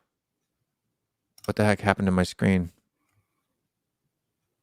Why do I have no signal? This window doesn't like my thing. There it goes. The FA is in hot water once again with UEFA as which was charged English football's governing body with 4 offenses, including the pitch invader an object being thrown from the crowd, and booing during Italy's national anthem. What is up with that, England? Why does England continue to do that? I don't think it's a new thing. Is this like a group of child Hotspur guys running around booing at people from different countries? Is that the no? deal? It's. Did you watch it? Did you watch the anthem? No, I didn't. I caught it as it started. I usually don't watch it until kickoff. So. It was pretty strong. I would say probably 30,000 people booing. Wow. Why? And like, well, it's just. I mean, from the reaction that I've seen on Twitter, it's just something that has been normal for quite some time. I mean, the Italians, you saw photos of people with banners in the street saying "F the Queen," you know. It's a cultural thing. You see it in North American sports sometimes. I've seen the Canadian anthem. I've seen the Canadian anthem booed at different events. I've seen when the Raptors were in the NBA Finals, the Canadian anthem was booed. What's that? Not as strongly. You might have like one or two idiots out there, but most of the time enough that you can hear it. Most of the time, we enjoy, or we like our anthems, so we tend to not disrespect other people's for the most part. You may, unless it's like a country that we have a particularly strong rival with. You know, like if it had been like Russia during the 80s, you might have seen some boos during the Russian national anthem, like, Rocky IV type situations. But I don't know. Yeah, it's definitely it's been a very as someone who hasn't seen a lot of this type of stuff coming out of England before, it's been very disappointing. I mean, there's this article. I don't know if you have read this article from Independent. Ugly Wembley fallout leaves questions to answer for police, UEFA, and the FA. Actually, if you don't mind, I would read some of it just to give you an idea of like some of the crap that was going on. So maybe it was the sight of a fan in a wheelchair having his lanyard ripped off. Maybe it was the sound of outright racist and xenophobic abuse that are usually the cause for immediate removal from any English stadium. Maybe it was the poor young steward punched at Wembley Way. Maybe it was the openness of cocaine use in front of young kids. It was difficult to pick a worst moment around Wembley on Sunday, but either way, all were much more depressing than anything that happened on the pitch. Several England supporters who legitimately attended the Euro 2020 final have come forward to tell The Independent that they long ceased to care about the game because they were so worried about everything going on around them. One family said they left after half an hour because their children were petrified. Sunday was a complete disgrace. James, a longtime member of England Supporters Travel Club, says people in the club are genuinely upset and disgusted by how something we've looked forward to for years has been ruined. The most concerning element was that there was nothing stopping any of it whatsoever. If there is still so much hope about this young England team, there can only be despair about some of the English football culture that unfortunately surrounds them. The audible racist abuse illustrates it is connected to the abuse players received on social media and emphasizes the sad disconnect between what this squad are and what a lot of English football is. The brutal truth is this: it should have been a privilege to be at Wembley on Sunday for a great occasion. It was instead a sordid and tacky affair, overtaken by the worst type of football supporter. They ruined the day for the majority of well-behaved, well-meaning England fans more than the result ever could. It was depressing from top to bottom, the ground on Wembley Way sticky with stale booze from 2 p.m., the air filtered through abuse, cocaine, and wonder knows how much COVID-19 transmission. English football's biggest day in 55 years ended up a chaotic and violent shambles that may well cost the country the 2030 World Cup. That will be an embarrassment for Boris Johnson's government, given that was what so much of this was about, not to mention to public relations value, but there are far more pressing concerns regarding the organization and logistics. The sole positive is that it could have very easily been a lot worse, and only fortune prevented that. The article goes on. Anybody that wants to read it, it's damning. It's absolutely damning. It is. And I just want people to know, right? Because we're going to get heat because our accents are different and we're reading something negative about England from the people who dislike people from North America. That wasn't written by us, right? So, don't be the messenger. I do have an opinion on it. And my only opinion on it is one of the videos I saw where there was that door, right, where you had Italian that led to the Italy supporters section. And I'm going to tell you how much more, I guess you could say, volatile football fans can be than, say, like American sports fans, right? If you go to an American football game or hockey match or basketball game, you're sitting right next to the people. There's not specific section for these supporters and that supporters, right? You're sitting right next to them. Occasionally, you might see a guy stand up, turn around, and pop somebody behind him, right? 2 people are immediately arrested. Immediately. Right in there in the middle of the game. It's not wait till after, 3 days later, or let's review the footage. Immediately arrested. I don't understand how you can literally have stewards. The video that I saw about Italy fans getting the snot kicked out of them as they were coming out of this. There was a group of English supporters sitting out there waiting for Italy supporters to come through this tiny little door. It was literally like they had no way out. Stewards are sitting there doing nothing. Not a cop in sight. Now, granted, I know stewards are just normal people. They're not police officers. They're not there to get in a fight or do whatever. Do I expect them to jump in and do anything? No. But to literally not be on the radio, to not kind of create a human wall, to not do your best to keep people from getting their heads kicked in, knocked to the ground, and people punting their heads, to me is absolutely insane, man. It's insane. I mean, if you go on to read the rest of that article, it talks about how flimsy the outside perimeter was. You saw videos online of people bottlenecking and just pushing their way through. You saw photographs from people who were in the crowd whose view was blocked because people who had made their way into the ground without a ticket were standing wherever they could find a spot to stand. It was an absolute farce, and I've never seen anything like it. The police presence was an absolute joke. It was like, I mean, there's obviously fault on both sides of what happened. Obviously, the people have a responsibility not to be acting in a way like that, but also government officials have a responsibility. The FA, I think, is responsible for what goes on inside the stadium, and the government is responsible for what goes on outside the stadium. So the fact that, the FA probably wasn't prepared to have chaos coming through the doors like that. So once they were in, they were in. But it was just gross. It was just a gross end to what had been such a beautiful tournament. How do you even get into it? It boggles my mind. How do you even get into a stadium without a ticket? Impossible here. Impossible. The turnstiles, maybe at an MLS match. What is it about football that makes less security? I know from my experience in the stadiums I've been to, the turnstiles are metal iron rod bars that are about that thick, that are attached to gates from head to toe, and you literally walk through. All you have to do is lock the turnstile, and there's no way anybody's getting in. You know what I mean? I'm just gonna. You want to read Kieran's 2 super chats here, because there's a couple comments coming in on the issue that I want to bring up.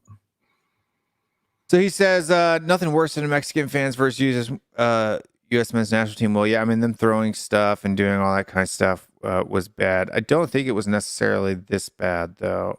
It was bad. Their chats and stuff like that, and then referring to the booing, not the violence. Did they boo the American national anthem? I don't. They booed, America afterward. During the game, after, of course, because they're losing, right? But yeah, Mexico, U.S. That was a good one. Mexican fans can be vicious at times. I don't think you see that over here near as much as you do over in parts of Europe, maybe South America as well. Look, I don't know much about the lay of the land in terms of the area around Wembley, but from what I understand, it's a residential area. And I read that there was an estimated 250,000 people outside of Wembley. And that was hours and hours before kickoff. Like, I don't know if you were planning on trying to get into your seat at or near the game time. I'm sure there were so many people that never ended up getting to see the game. There were stories in that article of people who, when they got to their ticket, when they got to their seat, there was somebody sitting there and they couldn't get them to leave. People who were going up to the press box asking the media to call the police because of the unrest that was going on. It's just a shame. It's just a real shame that it's overshadowed a great tournament. Yeah, I mean, so I'm just gonna show one image here at from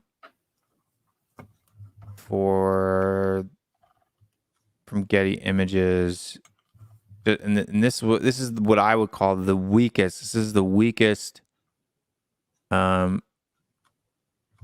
turnstile that I've seen in America, and that's at the St. Louis Cardinals stadium. And before you bring that up, I do want to say that full time, Hibernian 2, Arsenal 1. I'm sure AFT is going to be going on that.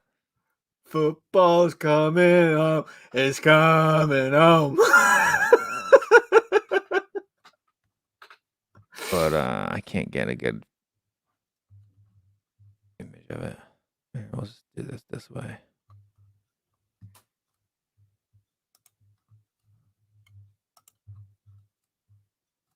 And this is what I would call the worst example of this. And it's not going to come in. It's not very. It's a very low quality image, but yeah. So this is like a turnstile at a baseball game. But you see those big metal gates? They lock those afterwards because there's a what they call a reverse only turnstile that people go out. So people don't come in or go out the way that they come in. And yeah, I just don't see how you get into a game that you don't have a ticket for. How does that happen? Just complete lack of organization, understaffing, under policing, and yeah, I don't know. I can't picture something like that happening in Canada for anything. I mean, we get you can get riots downtown or something like that after a match or something where people burn stuff and do stupid crap like that, right? I mean, that's completely normal here in the U.S. It usually doesn't happen inside the stadium. You know what I mean? I think it might be too. It's a cultural thing, right? Because the policing nature here in the United States is pretty dang harsh, right? If you were to jump onto an NFL field in the middle of a match,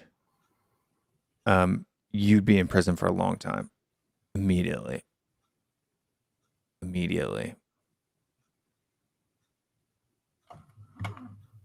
Yeah, I mean, it would be bad. Hockey? Honestly, never anything close fans to that. Sit together. You got opponent fans and home fan, away fans and home fans sitting together, mixed in the crowd. You know what I mean? Yep. Yeah, I've been there's no away end. There's no like Yeah. segregation of fans from different clubs. Nothing. So the Hillsborough disaster changed stadium design. You need to go and see it. What I'm saying is we have tough security too. It's called investing in a little bit of better technology. Things don't have to be open so that people can get out. You just need to make it available for people to get out without people getting in, right? We have turnstiles now that it's like a revolving. You guys know those revolving doors at stores? They go one way, but they don't go the other way, right? The gear locks going in the reverse direction. So you can get out. You just can't get in. Right?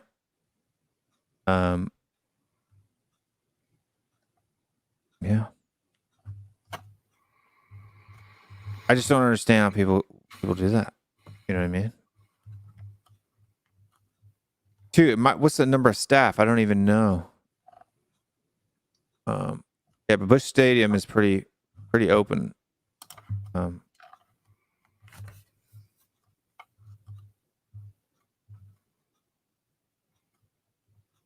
I think they have automated garage doors that allow people to get out in case of emergency. I'm not 100% sure, but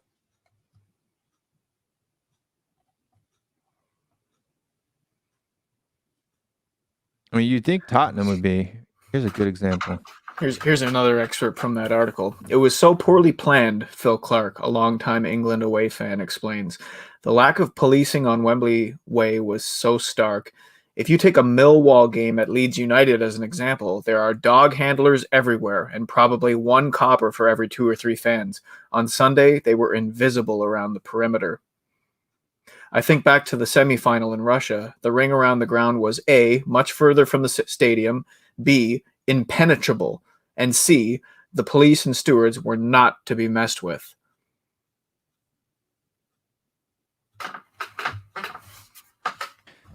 Yeah, I don't know. I'm looking at pictures of Wembley's turnstiles, and they tend to be pretty dang. They look like they're pretty, you know,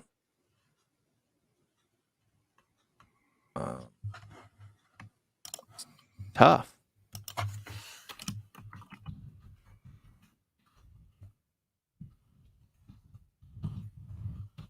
So I don't understand why they're not being able to get in. Flow systems. Yeah, industrial turnstiles. You know?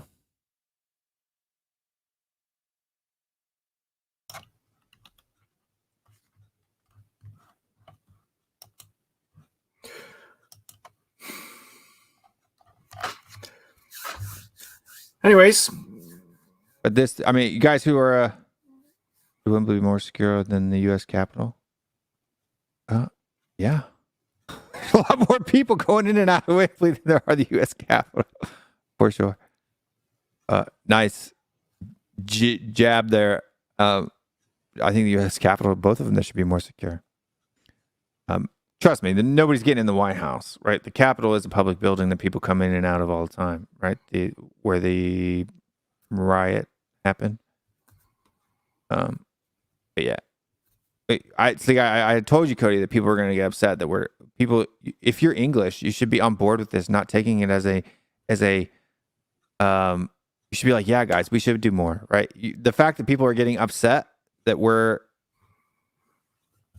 pointing out flaws in the way things are done is not helping the situation. You know what I mean? Yeah, I just found the whole thing bizarre. Like, do they have these in? Oh, dang it. Why did I do that? I'm having problems here. So like this type of turnstile is common at baseball stadiums in the U.S. Do you guys see those as well? Where that? Yep. Yeah, It's Thing it's is, like, there's only one baseball team in Canada, right? that's true. But why can't I get into comments? Like it's blocked or something. There we go. How is Spurs Stadium design most modern? So it should be the best. Should be. Should be. Should be.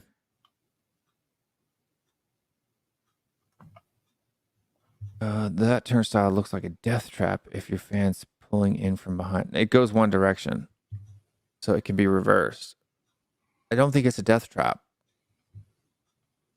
You know.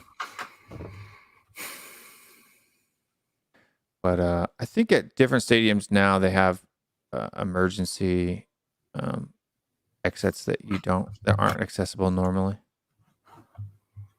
But why would you'd have to jump in and get in? Why, if you're inside the stadium, why would you be opening the fire exits to let other people in who didn't have tickets? What's the point in doing that? Because they're your mates. It's a plan. Right, but why are there not security guards standing by those doors? Well, I would assume the idea was the plan was to have a perimeter that wouldn't be breached. Yeah. It just wasn't planned properly. It wasn't executed properly. It wasn't enforced properly. But to be fair, I've never been to a football match in the UK, so I haven't seen how things are done myself. All I'm viewing is from photographs, right? Of what happened. And I think it's pretty clear that the World Cup won't be coming there in 2030. I mean, and someone did make a point earlier in the comments way back about the game being played at 8 p.m. You know, so you had queues going into the pubs at 8 o'clock in the morning.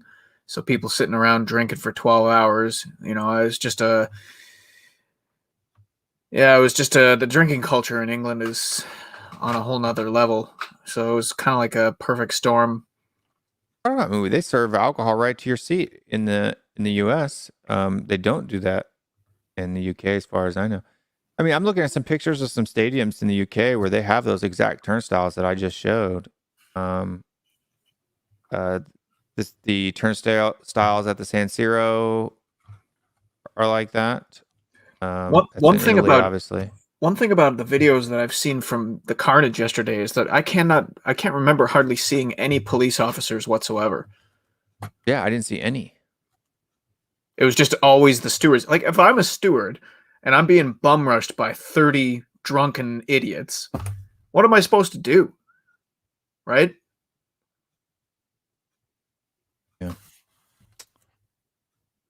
Yeah, I mean, I'm looking at turnstiles here that are says typical football turnstile, and that's exactly what I just showed for the most part. I just don't understand how people got in. You know what I mean? It's just, I don't know, it boggles me because it just doesn't happen.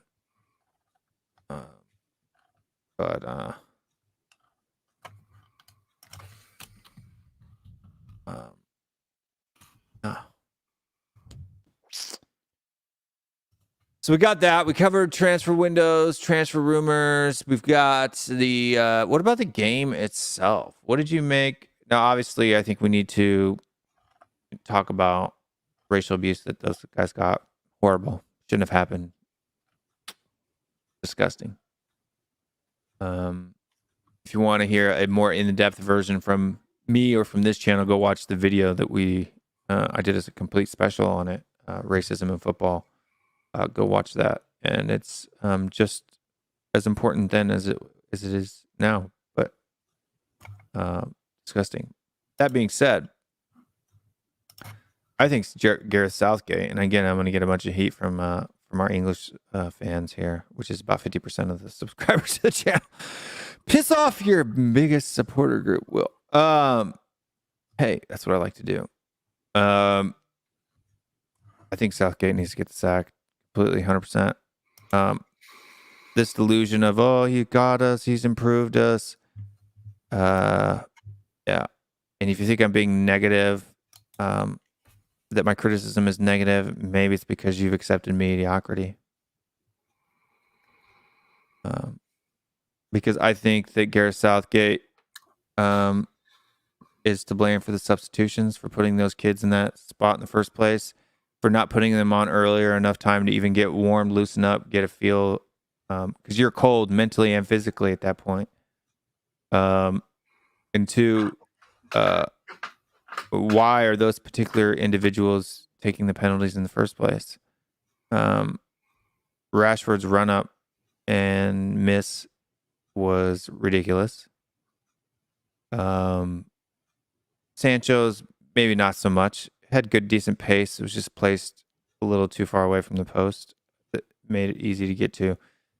And then Saka's penalty was awful. And why is a 19-year-old boy taking a penalty in a European Cup final? I mean, that should have been like Henderson, or I mean, where were the experienced players at who've done this weekend? I mean, you saw the difference between, with the exception of Rashford, the difference between experienced players taking those penalties and inexperienced players taking those penalties. Yeah, it's got to be put on Southgate. I know that there's been some backlash towards some of the senior players. Where were they? Why didn't they? No, it's on the manager to select the players that take the penalty. It's on the manager to choose the order in which they will take the penalty. So, yes, that has to be placed at the foot of Gareth Southgate in terms of blame. I will say this about Gareth Southgate. He does appear, obviously, like, to have tactical shortcomings.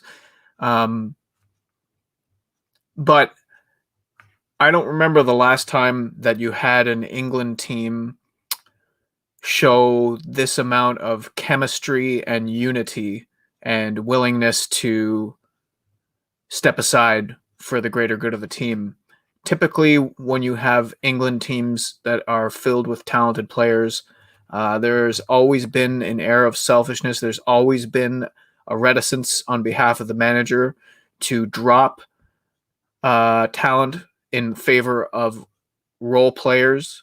And Gareth Southgate has done an excellent job of establishing an 11 that he believes in and sticking with that.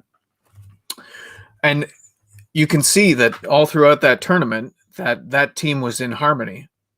And you've seen it in the aftermath of the loss in penalties. Yeah,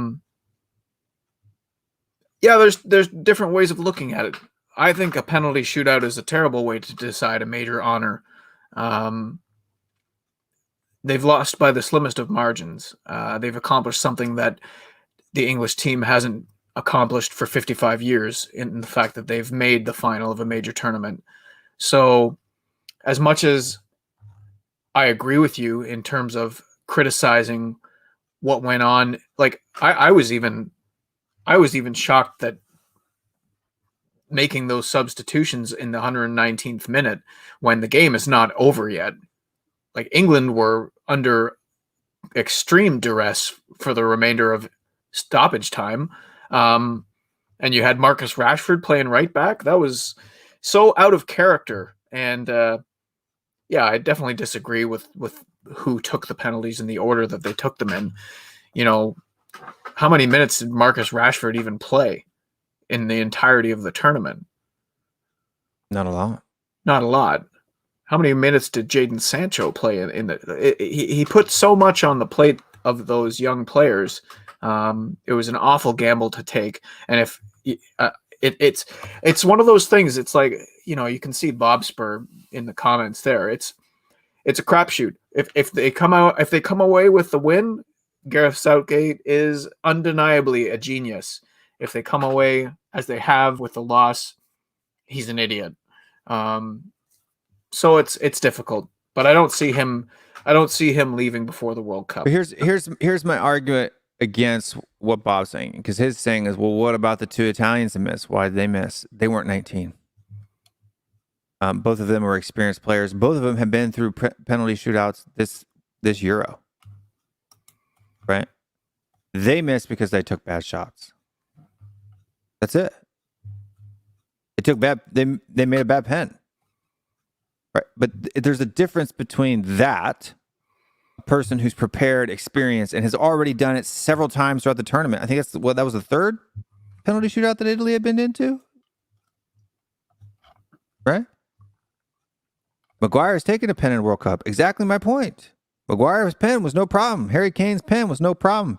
Honestly, Rashford should have been, if it would have been just Rashford, no problem, right? If it had been Rashford, steps up as number third, misses, and the people who follow weren't 19-year-old boys who have never taken a penalty in an international competition before, I would have said, luck of the draw. But the fact that you have two players that have never even been in an international shootout before, and you're going to throw them in there into the biggest final, right? It should be veterans. That's all I'm saying. Okay. Right. So who would you have put in instead? Like, I'm not disagreeing with you. Jack Grealish, Sterling. So, but Sterling is terrible. He is. Is a terrible penalty. Probably would have been Rashford, Grealish, Henderson.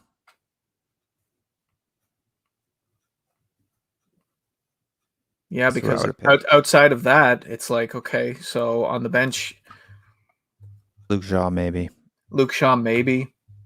You know, they really missed Eric Dyer, didn't they? Yeah. Oh man.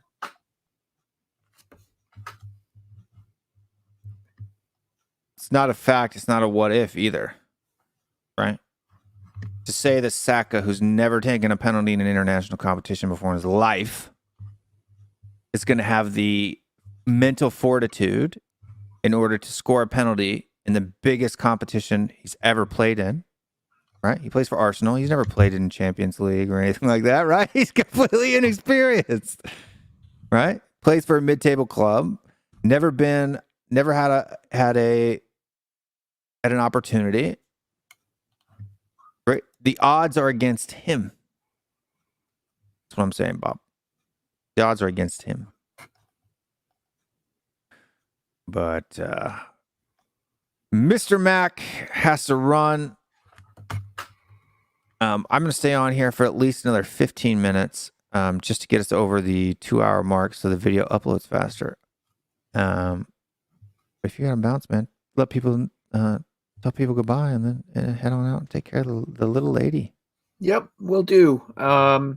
Thanks to everybody who's in the comments. I try and get in there and chat with you guys as much as I can, but you know, Will and I get debate about something and then I got to look up facts to back up my arguments and everything. So, but yeah, no, I mean, unfortunate that England lost. Unfortunate that the occasion was marred the way it was. Unfortunate that there are so many question marks about the way that the penalty shootout was set up by Gareth Southgate. Very, very unfortunate. But yeah, you know what? Live and learn. And enjoy the rest of the show, everybody. Peace. Thank you for coming on, Cody. We always appreciate you having you on the show. You are a great asset to it. But I want to continue along this vein just for a little bit longer. I think this is a good debate to have. And Bob, if you want to come on and chat with me about it, you're welcome. I'll send you a link. But I just don't think that putting in people who had never had experience before, because training is training. Training is different. Training is different, period. If you're a good penalty taker in training, doesn't mean you're going to be a good penalty taker in a match. And Grealish was only taken only 2 years ago and he missed. Okay. Still more experienced than Sancho and Saka. Henderson's missed his last 2 pens. Doesn't matter. He's more experienced than Sancho and Saka. Right? In a high pressure situation, the odds are that the person who is more mentally calm has a better chance of scoring. Right? This is a mentality issue. It's not a skill issue. I'm not saying that Saka and Sancho aren't better at placing penalties. They probably are in a static, non-pressure environment. But now, not only that, but you have a 19-year-old boy who just missed a final, who's being racially abused on social media, who has an entire country that there are a lot of people that hate him. Yes, Bob, that's my point. They're experienced and they missed. They just took bad penalties, right? I'm not saying that if you're experienced, you have a better chance of scoring or guaranteed to score. I'm saying that in the end, if you're an experienced penalty taker, look, this is very simple. If you're an experienced penalty taker and you miss a pen, it's not because you weren't physically or mentally prepared. You just missed, right? Simple as that. If you're a 19-year-old boy who's never done it before, yeah, you can make one, but you don't have the experience. You don't have the mental fortitude, right? And not only that, but now you're damaged goods, right? You gotta understand, at 19 years old, your brain is not fully formed. As a male, that's science, right? This is going to impact him. This is going to haunt him, give him PTSD. Could be for the rest of his career. And I feel bad for him. I'm not saying it's his fault. I feel bad for him. There are far more experienced players on that England team who are on the pitch or who should have stayed on the pitch and should have been taking those penalties, in my opinion. Kyle Walker would have been better. Trippier would have been better. Who else would have been better? Right? Phillips, not somebody who I would have put on there. Sancho, not someone who I would have put up there. Saka, definitely not somebody I would have put up there.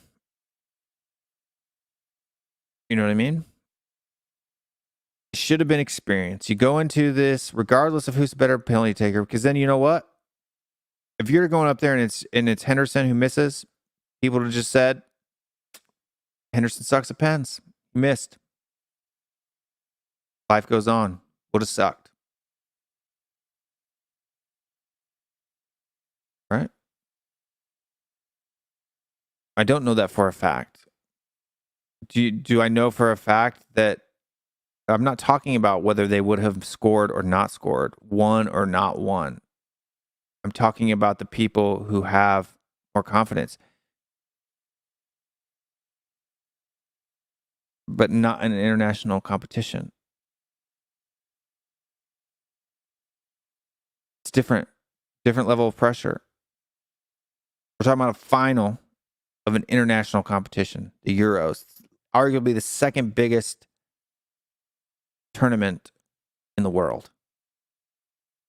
My point in saying this is that when you put that pressure on a person's shoulders who's not prepared for it, it can ruin him for life.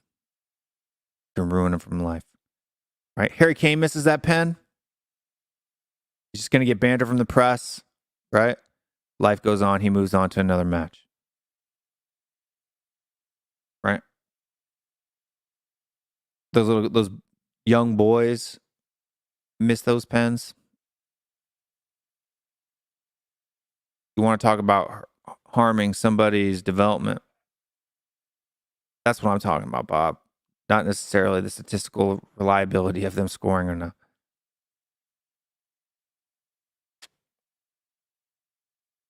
You could look at Saka's face, even in the run-up.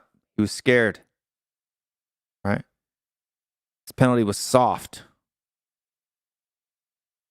It wasn't aimed at the side netting or the top netting or the back netting, back corners. A footballer who's done that a million times in their life only does that for one reason, and that is for a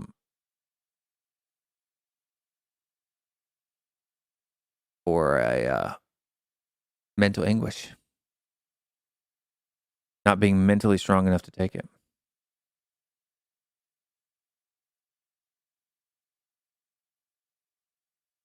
I can tell you that he wasn't. I could see it on his face before he even took the pen. What do you mean?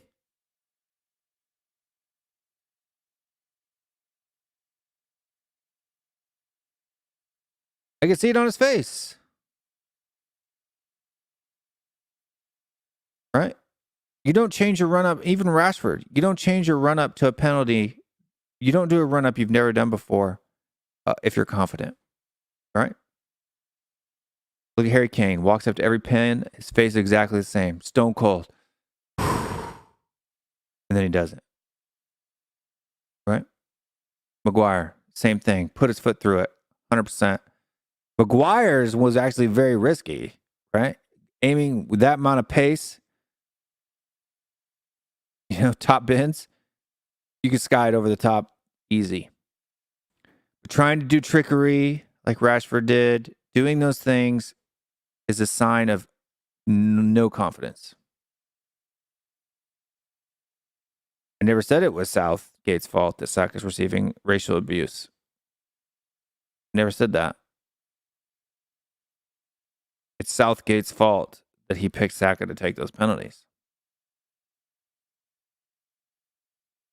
Gareth Southgate said so himself, that he picked the penalty lineup.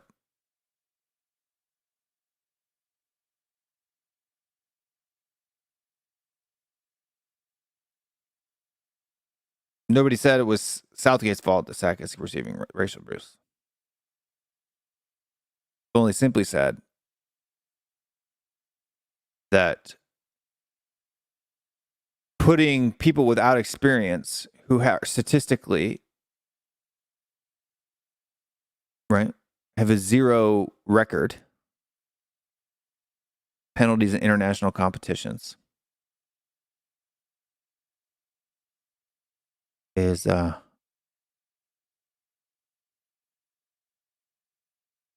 it is. That is what it is. I got one message here. Let's see who it's from. Nobody in particular.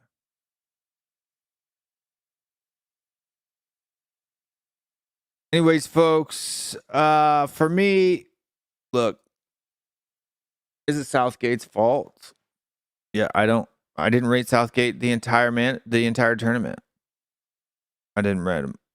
It's Southgate's fault for more reasons than just a penalty shootout.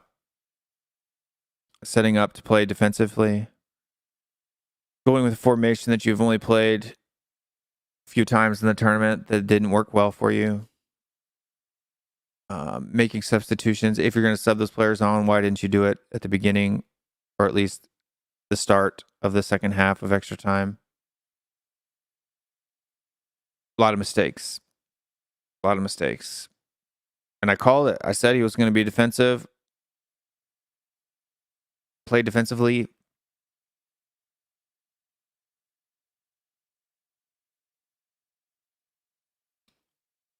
Experience does equate to success. Right. It's not, you can't be objective. The only thing that's objective is that they missed. It's all subjective.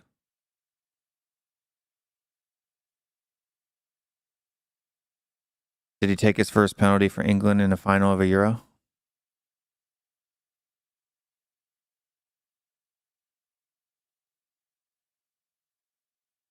That's my point. Right. Penalty earlier on in the Euro?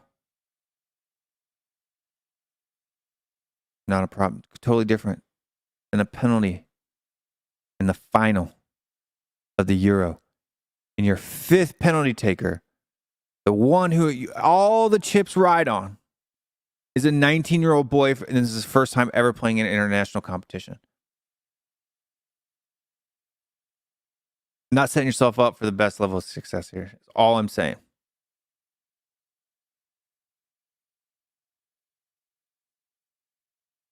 That's all I'm saying. Experience does not equate to success. Yes, it does. It's called probability. Right? If I'm more experienced at doing something, my my ability to succeed at it is higher. Period. Right? If I'm experienced at changing or at doing electrical work in a panel that is running 10,000 volts and 100 amps, me having experience at knowing what wires to touch, what wires not to touch,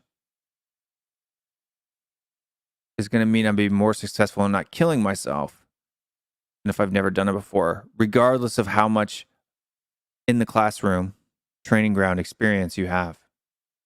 Right? Things in the real world require experience, right? Getting things done for yourself, things happening, gives you confidence, and therefore brings you more success. Confidence dictates success, and confidence comes from experience. You cannot account for a negative reaction when being objective and deciding. I'm not sure what necessarily what that means. You had to know as a adult manager of a club that if things went poorly, how the fans were going to react. Hang on, Baldy, I'm coming on. Come on, man. Let me know when you're ready, and I'll send you the link.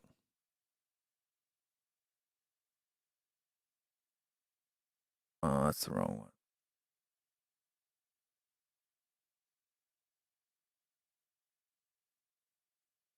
Don't have a lot of time, Bob, but we'll chat it out. Let's see. Exactly. If I need brain surgery, I want an experienced surgeon, not a confident intern. 100%. 100%. Exactly. Exactly.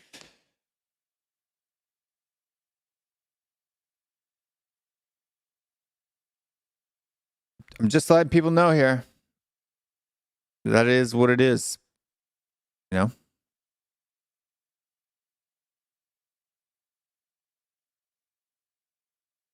Look, am I saying that Henderson has a better chance of scoring the penalty? No, I'm not. That's not what I'm saying. Because I don't know. I don't have any statistical data to prove that. What I'm saying is if Henderson misses, does it hurt him as badly as it could hurt Saka?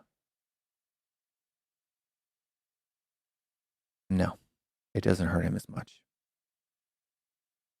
Thicker skin, older, all that stuff. You know what I mean? All I'm saying, folks. That's all I'm saying. But we are past the 2-hour mark. Bob, if you're still trying to come on, let me know. I've sent you the message. You've seen it. You haven't clicked on it yet.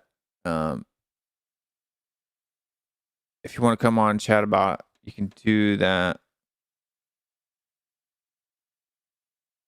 And the chemist says that on a better note, he's heard that Son is in the UK now, or at least left Korea. That's good news. That's good news. My question is, did they make him sit in quarantine for 2 weeks when he got there?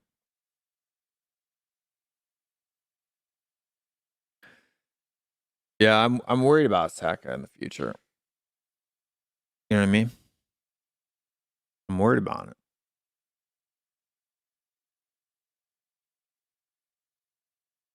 Even though he's an Arsenal player.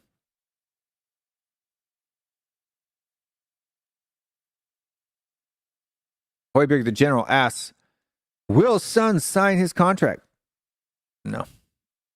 I don't think he will. Not until he knows what's happening with Kane. Not until he knows what's happening with Kane.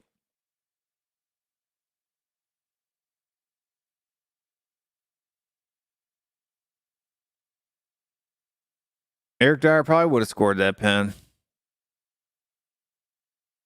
I think there's a higher reliability on that. He's done it at the World Cup. You know what I mean? Jerry McNeil says, you're saying two things. One, that is that experience is more likely to succeed, and 2, that experience isn't more likely to succeed but can better handle the failure. I'm not saying two things. Jerry. I'm saying the same thing. The experience gives you the confidence, the mental capacity to be more successful. And if you aren't successful, it also gives you the ability to handle the failure better. It's both of those things that you just put. I'm saying it's both of those things. If you succeed, it's usually due to the confidence you gain from your experience. And if you fail, you're able to blow off that failure easier. Mr. Bob, you disagree? Yo. I think we're gonna let's start off this conversation by how we're gonna end it by saying we totally agree to disagree, because I know how it's gonna end. There's gonna be hello, right. hello code. Yeah.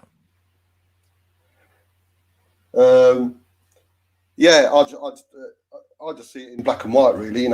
Gareth Southgate, if Rashford's ball had gone in 2 centimetres inwards, he would have been the best manager since Sir Alf Ramsey. Because it didn't, he's become the most stupid manager in the whole world. I think there's a slight. That's not my point, though. I agree with you that that's a false point. Yeah. That's I know you mentioned that yesterday as well. Yeah. But for me, it simply is. No matter how you look at it, or in my opinion, no matter how you look at it, the best people in the world have missed penalties. Gary Lineker, our second top goal scorer, missed a penalty. But Baggio missed a penalty. There's endless. Harry Kane, when he took his first penalty, was an inexperienced penalty taker for England, but he was good within the club. Rashford and Sancho were absolutely fantastic club penalty takers. The only reason Saka's penalty was important was because them two had missed previously. That's all ifs and buts. But that is a fact, that the only reason Saka's penalty counted was because the previous two, who were absolutely renowned within their club to take penalties, missed. So the experience within club level kind of holds no argument at international level, because there isn't, apart from Kane, there isn't a regular international penalty taker within the team anyway. Grealish hasn't taken a penalty. Maguire tends to take them regularly for England, and he took one, and he scored. He took one in the World Cup, hence the reason he took another one, and he scored. Yeah. So he's got, but I lost my train of thought there. But like I was saying, it's Grealish, for me, lottery penalties are a penalty. We can't sit. I certainly can't. You maybe, but I can't sit here and talk about what a mental state of Saka is. I'm sure, and I'm only guessing here. I might be totally wrong. I might be totally thick, but I'm pretty sure Gareth Southgate looked at these 5 penalty takers, and like I say, I might be completely wrong, and thought, you know what, these 5 are the best 5 penalty takers in my eyes, and they're going to score.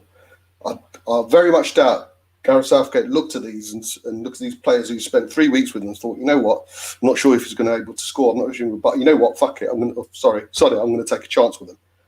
I'm pretty sure, like I say, he chose those 5 players because what he's seen in training, what the mental attitude, because remember, there's so many sports psychologists who are involved, and Southgate's big on that as well. So I'm sure he's done his homework. And like I say, it's very unfair to, we both agree on the racial slurs at this, of course. Saka's taken. That's totally out of order. But I'm sure it's very unlikely that Gareth Southgate would have chosen these 5 players and thought, you know what, I'm going to take a risk. In his own mind, after spending nearly a month with these people, he was sure that these 5 players were going to win him the Euros. I'm not saying that he wasn't sure. Yeah. What I'm saying is that he makes poor decisions, and he makes poor decisions often. Southgate does. But it's only a poor decision because they missed.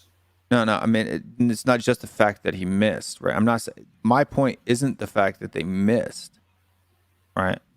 My point is he makes poor decisions constantly. Gareth Southgate does. Poor decisions in the starting lineup, in the starting formation. Poor decisions in the substitutions, the timings of the substitutions. I mean, there's no one who's a coach who says, "Yeah, I'm going to put a guy on a minute and a half before the very end of the extra time, and hope that he's got enough touch on his feet." I mean, everybody who plays football knows that it usually takes you a good 4 or 5 minutes just to even get your legs on. In that case, then I feel better. You know, if we're that crap, and if he's that crap of a manager and he's constantly making bad decisions, and we still managed to get Italy to the final and not get beaten 120 minutes, absolutely fantastic. You've actually made me feel better. Because if he was that bad and he's that bad a manager, mate, we've overachieved by a mile. Then fantastic. Well done, boys, because you've done better. I think we should have done. This has been my opinion the entire I know you've been consistent with that. To be fair. And I've said it after every single England match. I think that the team is doing well in spite of Gareth Southgate. And for all of his man management, chat, whoop-de-doo, yeah, great, cool. If that's true, good on him. But I think that when you're dealing with players who are as well renowned as the players that are on that England squad, you need somebody who's a little bit more tactically advanced and has experience on winning something, because Gareth Southgate's won nothing ever. Right? It's a penalty shootout from winning something. Yeah, it's a penalty shootout. If we'd got thrashed, or if Italy had scored all their penalties, then you know what? I would have said, yeah, there's a probable argument that there's that. Well, Italy making it or not making doesn't matter. But no, it doesn't. No, it's not irrelevant, because you're putting the whole experience argument forward. If that's the case, Jorginho is lauded as one of the best penalty takers in the world because of he hardly misses. I don't think he's ever missed. So why did he miss? And that's pressure and not taking the penalty properly. It is one of those. It's a 50-50. The law average is 50-50. It's not quite 50-50. It's higher. You either score or you don't. That's the end result. Yes, but the odds of scoring a penalty are higher than 50-50. In fact, the odds go higher to the striker than it does to the keeper. Right? That's the statistical average. In a win-win situation, isn't it? And even here's another prime example of the team who goes first tends to win 60% of the time. Yeah.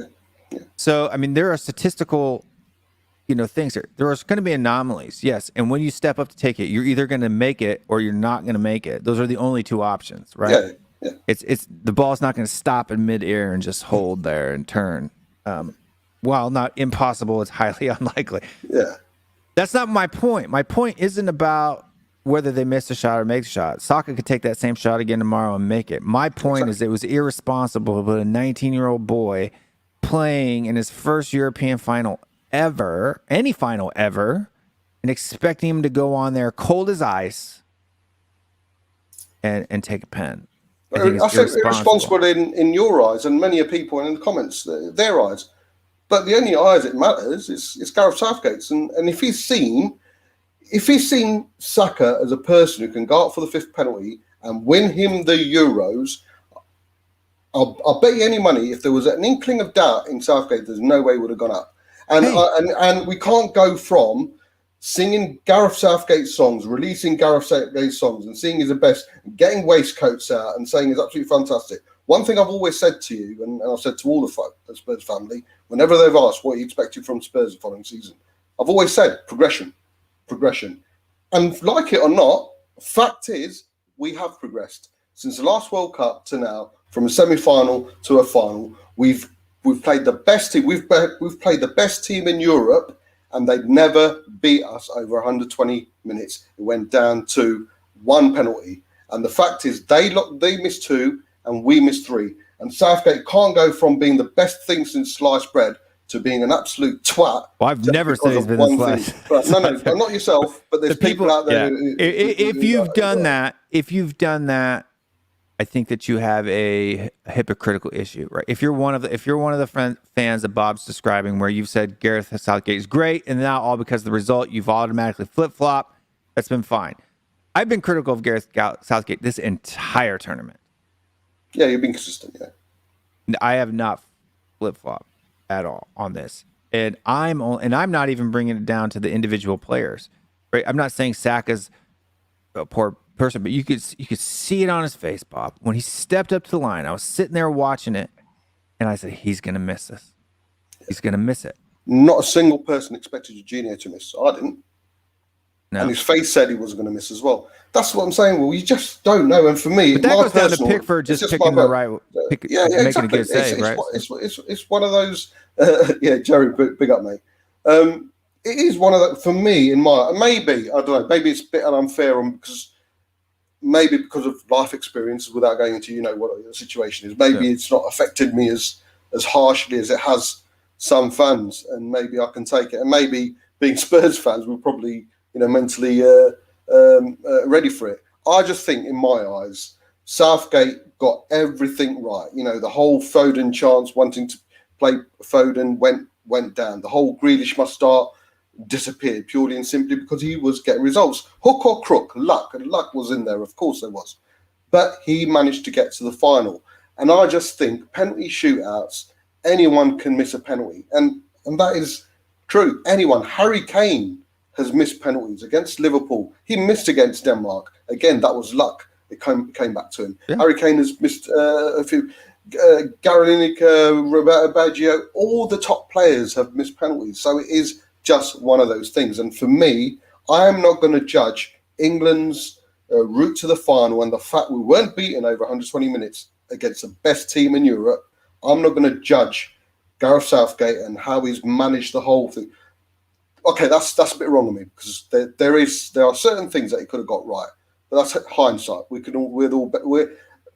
all fantastic managers in hindsight, but there are certain things, of course, that he could have done better. In hindsight, before the match even started, I called that he's going to come out and be super defensive and play a back three. But you know what? You're right, but I don't think we started super defensive.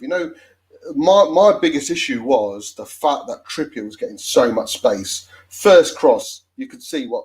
And the Italians were poo-pooing it. They could see Trippier getting so much space, and his crosses were causing problems. But we only had 2 crosses, mate. There's no way. It was kind of, we had him by the throat, and then it was like, okay, let's just ease off a bit. Where we should have just gone for it, and that's where Southgate got it wrong. And there's no question. I'm gonna later on, I'll sit there and say, so I've got this wrong, this wrong. Of course, he got things wrong. But the fact is, we got to penalties. That is a fact. Regardless of what happened beforehand, there's the argument, of course, it shouldn't have got to penalties. We should have been more braver. Of course, but I'm just thinking about what actually happened. We got to 120 minutes. We weren't beaten by the best team in Europe, and they were the best team in Europe, and we lost on penalties. The fact Saka's penalty was important was because the other 2, who were renowned penalty takers within their club, missed. So should the blame? I mean, there's a racial side to it that all the 3 people who have missed penalties are getting stick. But that's wholly irrelevant. But for me, my question would be, well, you're talking about inexperience. What about the experience? These 2 players. Southgate didn't go to Rashford and say, take a run up like you've never taken a run up, or a run up that no one had ever seen in the world before. Take a run up like that. What the hell was going on there? I guarantee you Southgate had no clue with that. So Saka's penalty was only important because the other 2, because let's not forget, Italy plays right, but this too. As a manager, though, you have to think farther in advance, right? You have to think of A2-1. Look, I've coached youth football before at a travel soccer level. So I mean, it's like competitive. When I pick kids for a penalty shootout, the first 5, I go with the 5 boys that I know are the most confident. They may not be the most the best strikers of the ball, but they're the ones who are the most hardy mentally. Why? Those first 5 are the most stressful.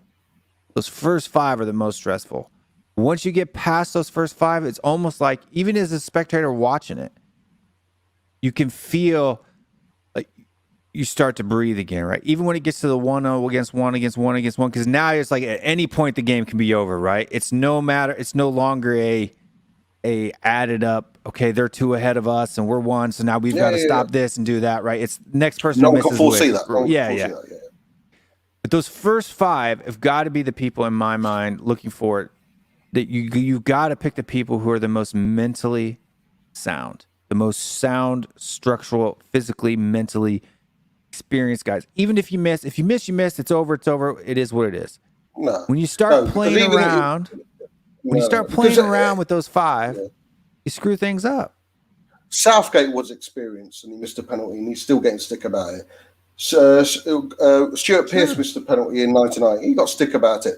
That is complete. I totally disagree with that. Whoever missed that last penalty, being experienced with 560 caps under you or being inexperienced with 560 minutes under you, whoever missed that penalty was going to get scapegoated. 100%. And right. 100%. So my point is, if they're going to get scapegoated, if somebody needs to get scapegoated, who's better to scapegoat? Harry Kane or Saka?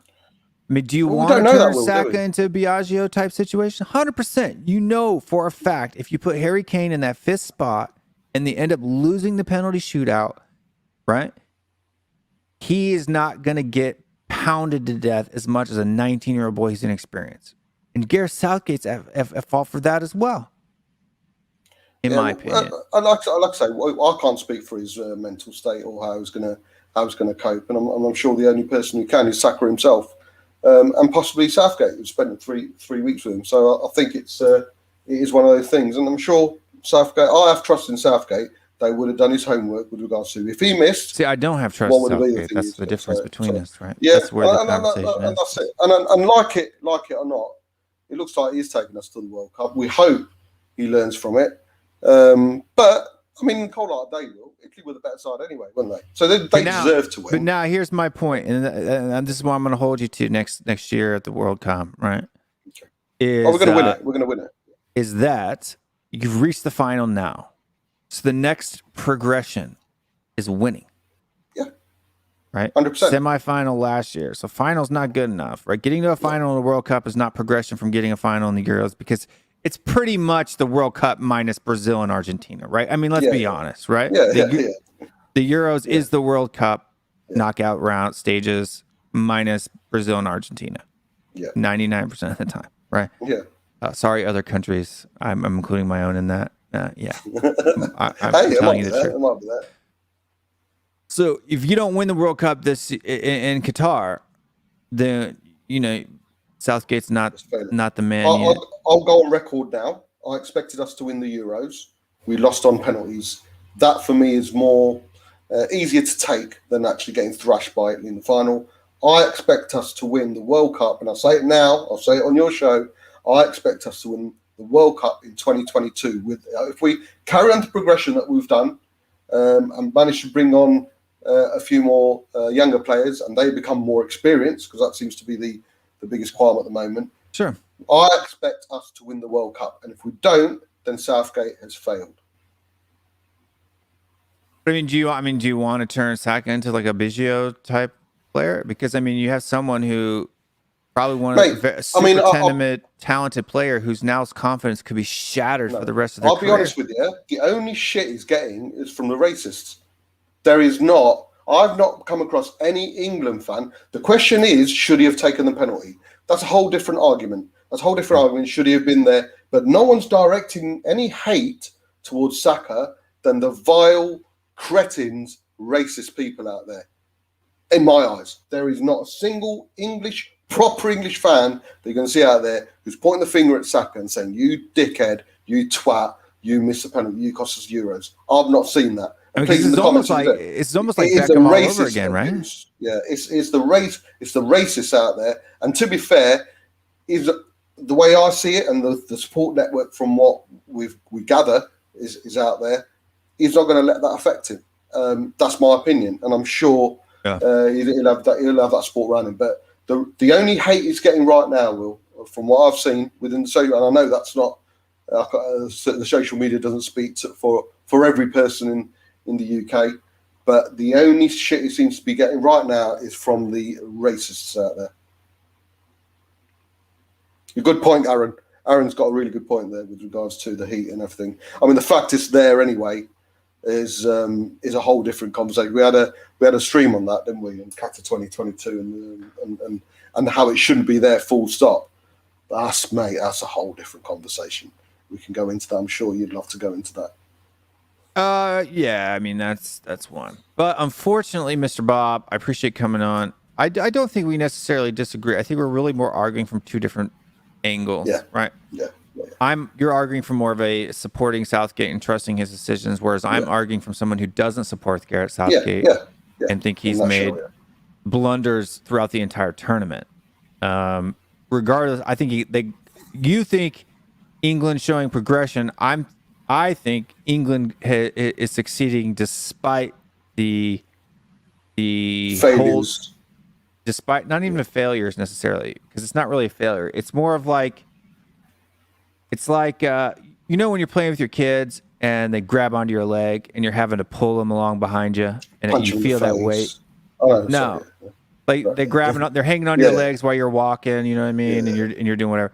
It's like that. So the team is the adult who's walking with Gareth Southgate, holding onto their ankle, being, you know, slowing them down and dragging and basically holding them back. I think you have a squad full of talent that could be far more dominant instead of just getting by, right? Getting the easy side of the table and just getting by. Southgate didn't pick the draw, but yeah. We beat everyone we had to. He can tactically pick teams in order to influence that draw. No. There was the whole thing. England should finish top of the league, top of the group, because finishing second and third will be an easier. But regardless, they still finished top, and they thought, "Fuck it, bring it on."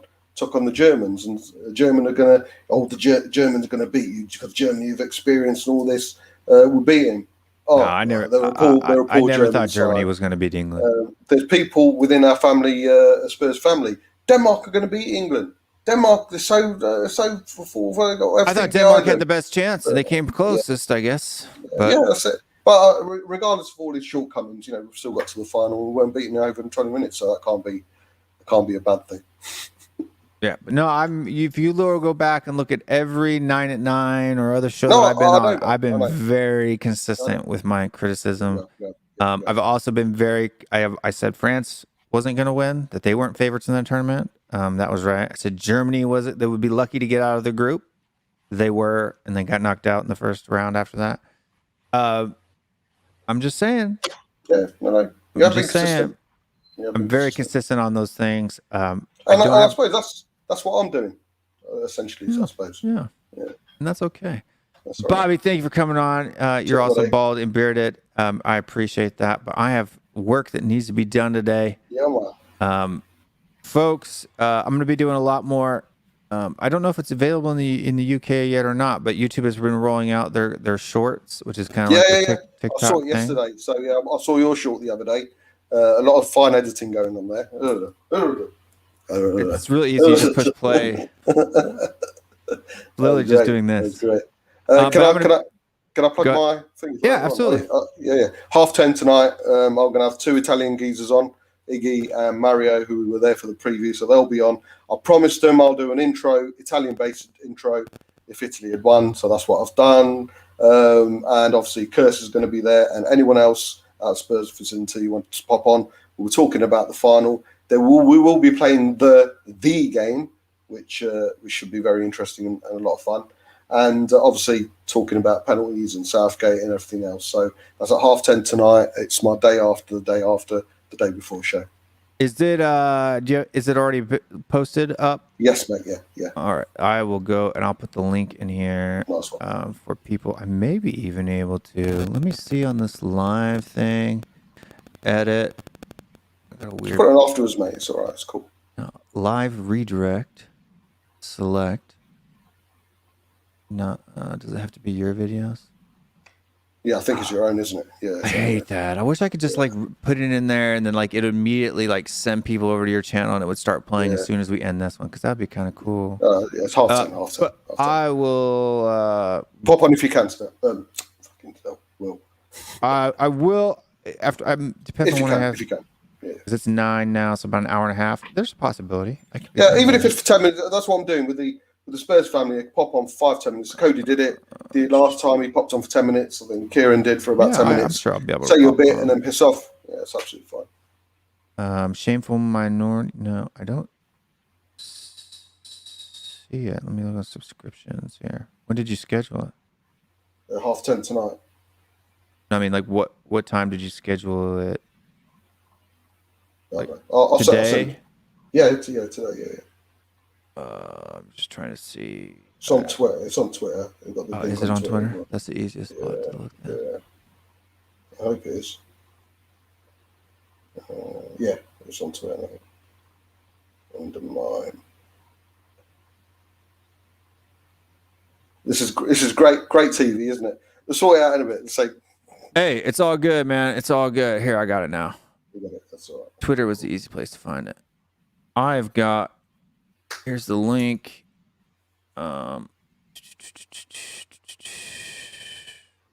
Guys that are watching the show, go over and click that link, and then hit the remind me button down at the bottom, and that'll let you guys do that. But anyway, folks, I think the Irish Hotspur is live now. You guys can go bug him for a little bit. Let me get my work finished, and then we can go bug Bob. So, everybody out there, stay strong, stay Spurs, and you know what I say? We'll see you next time. Peace. Cheers. 1, 2, 3, 4. Let's go now.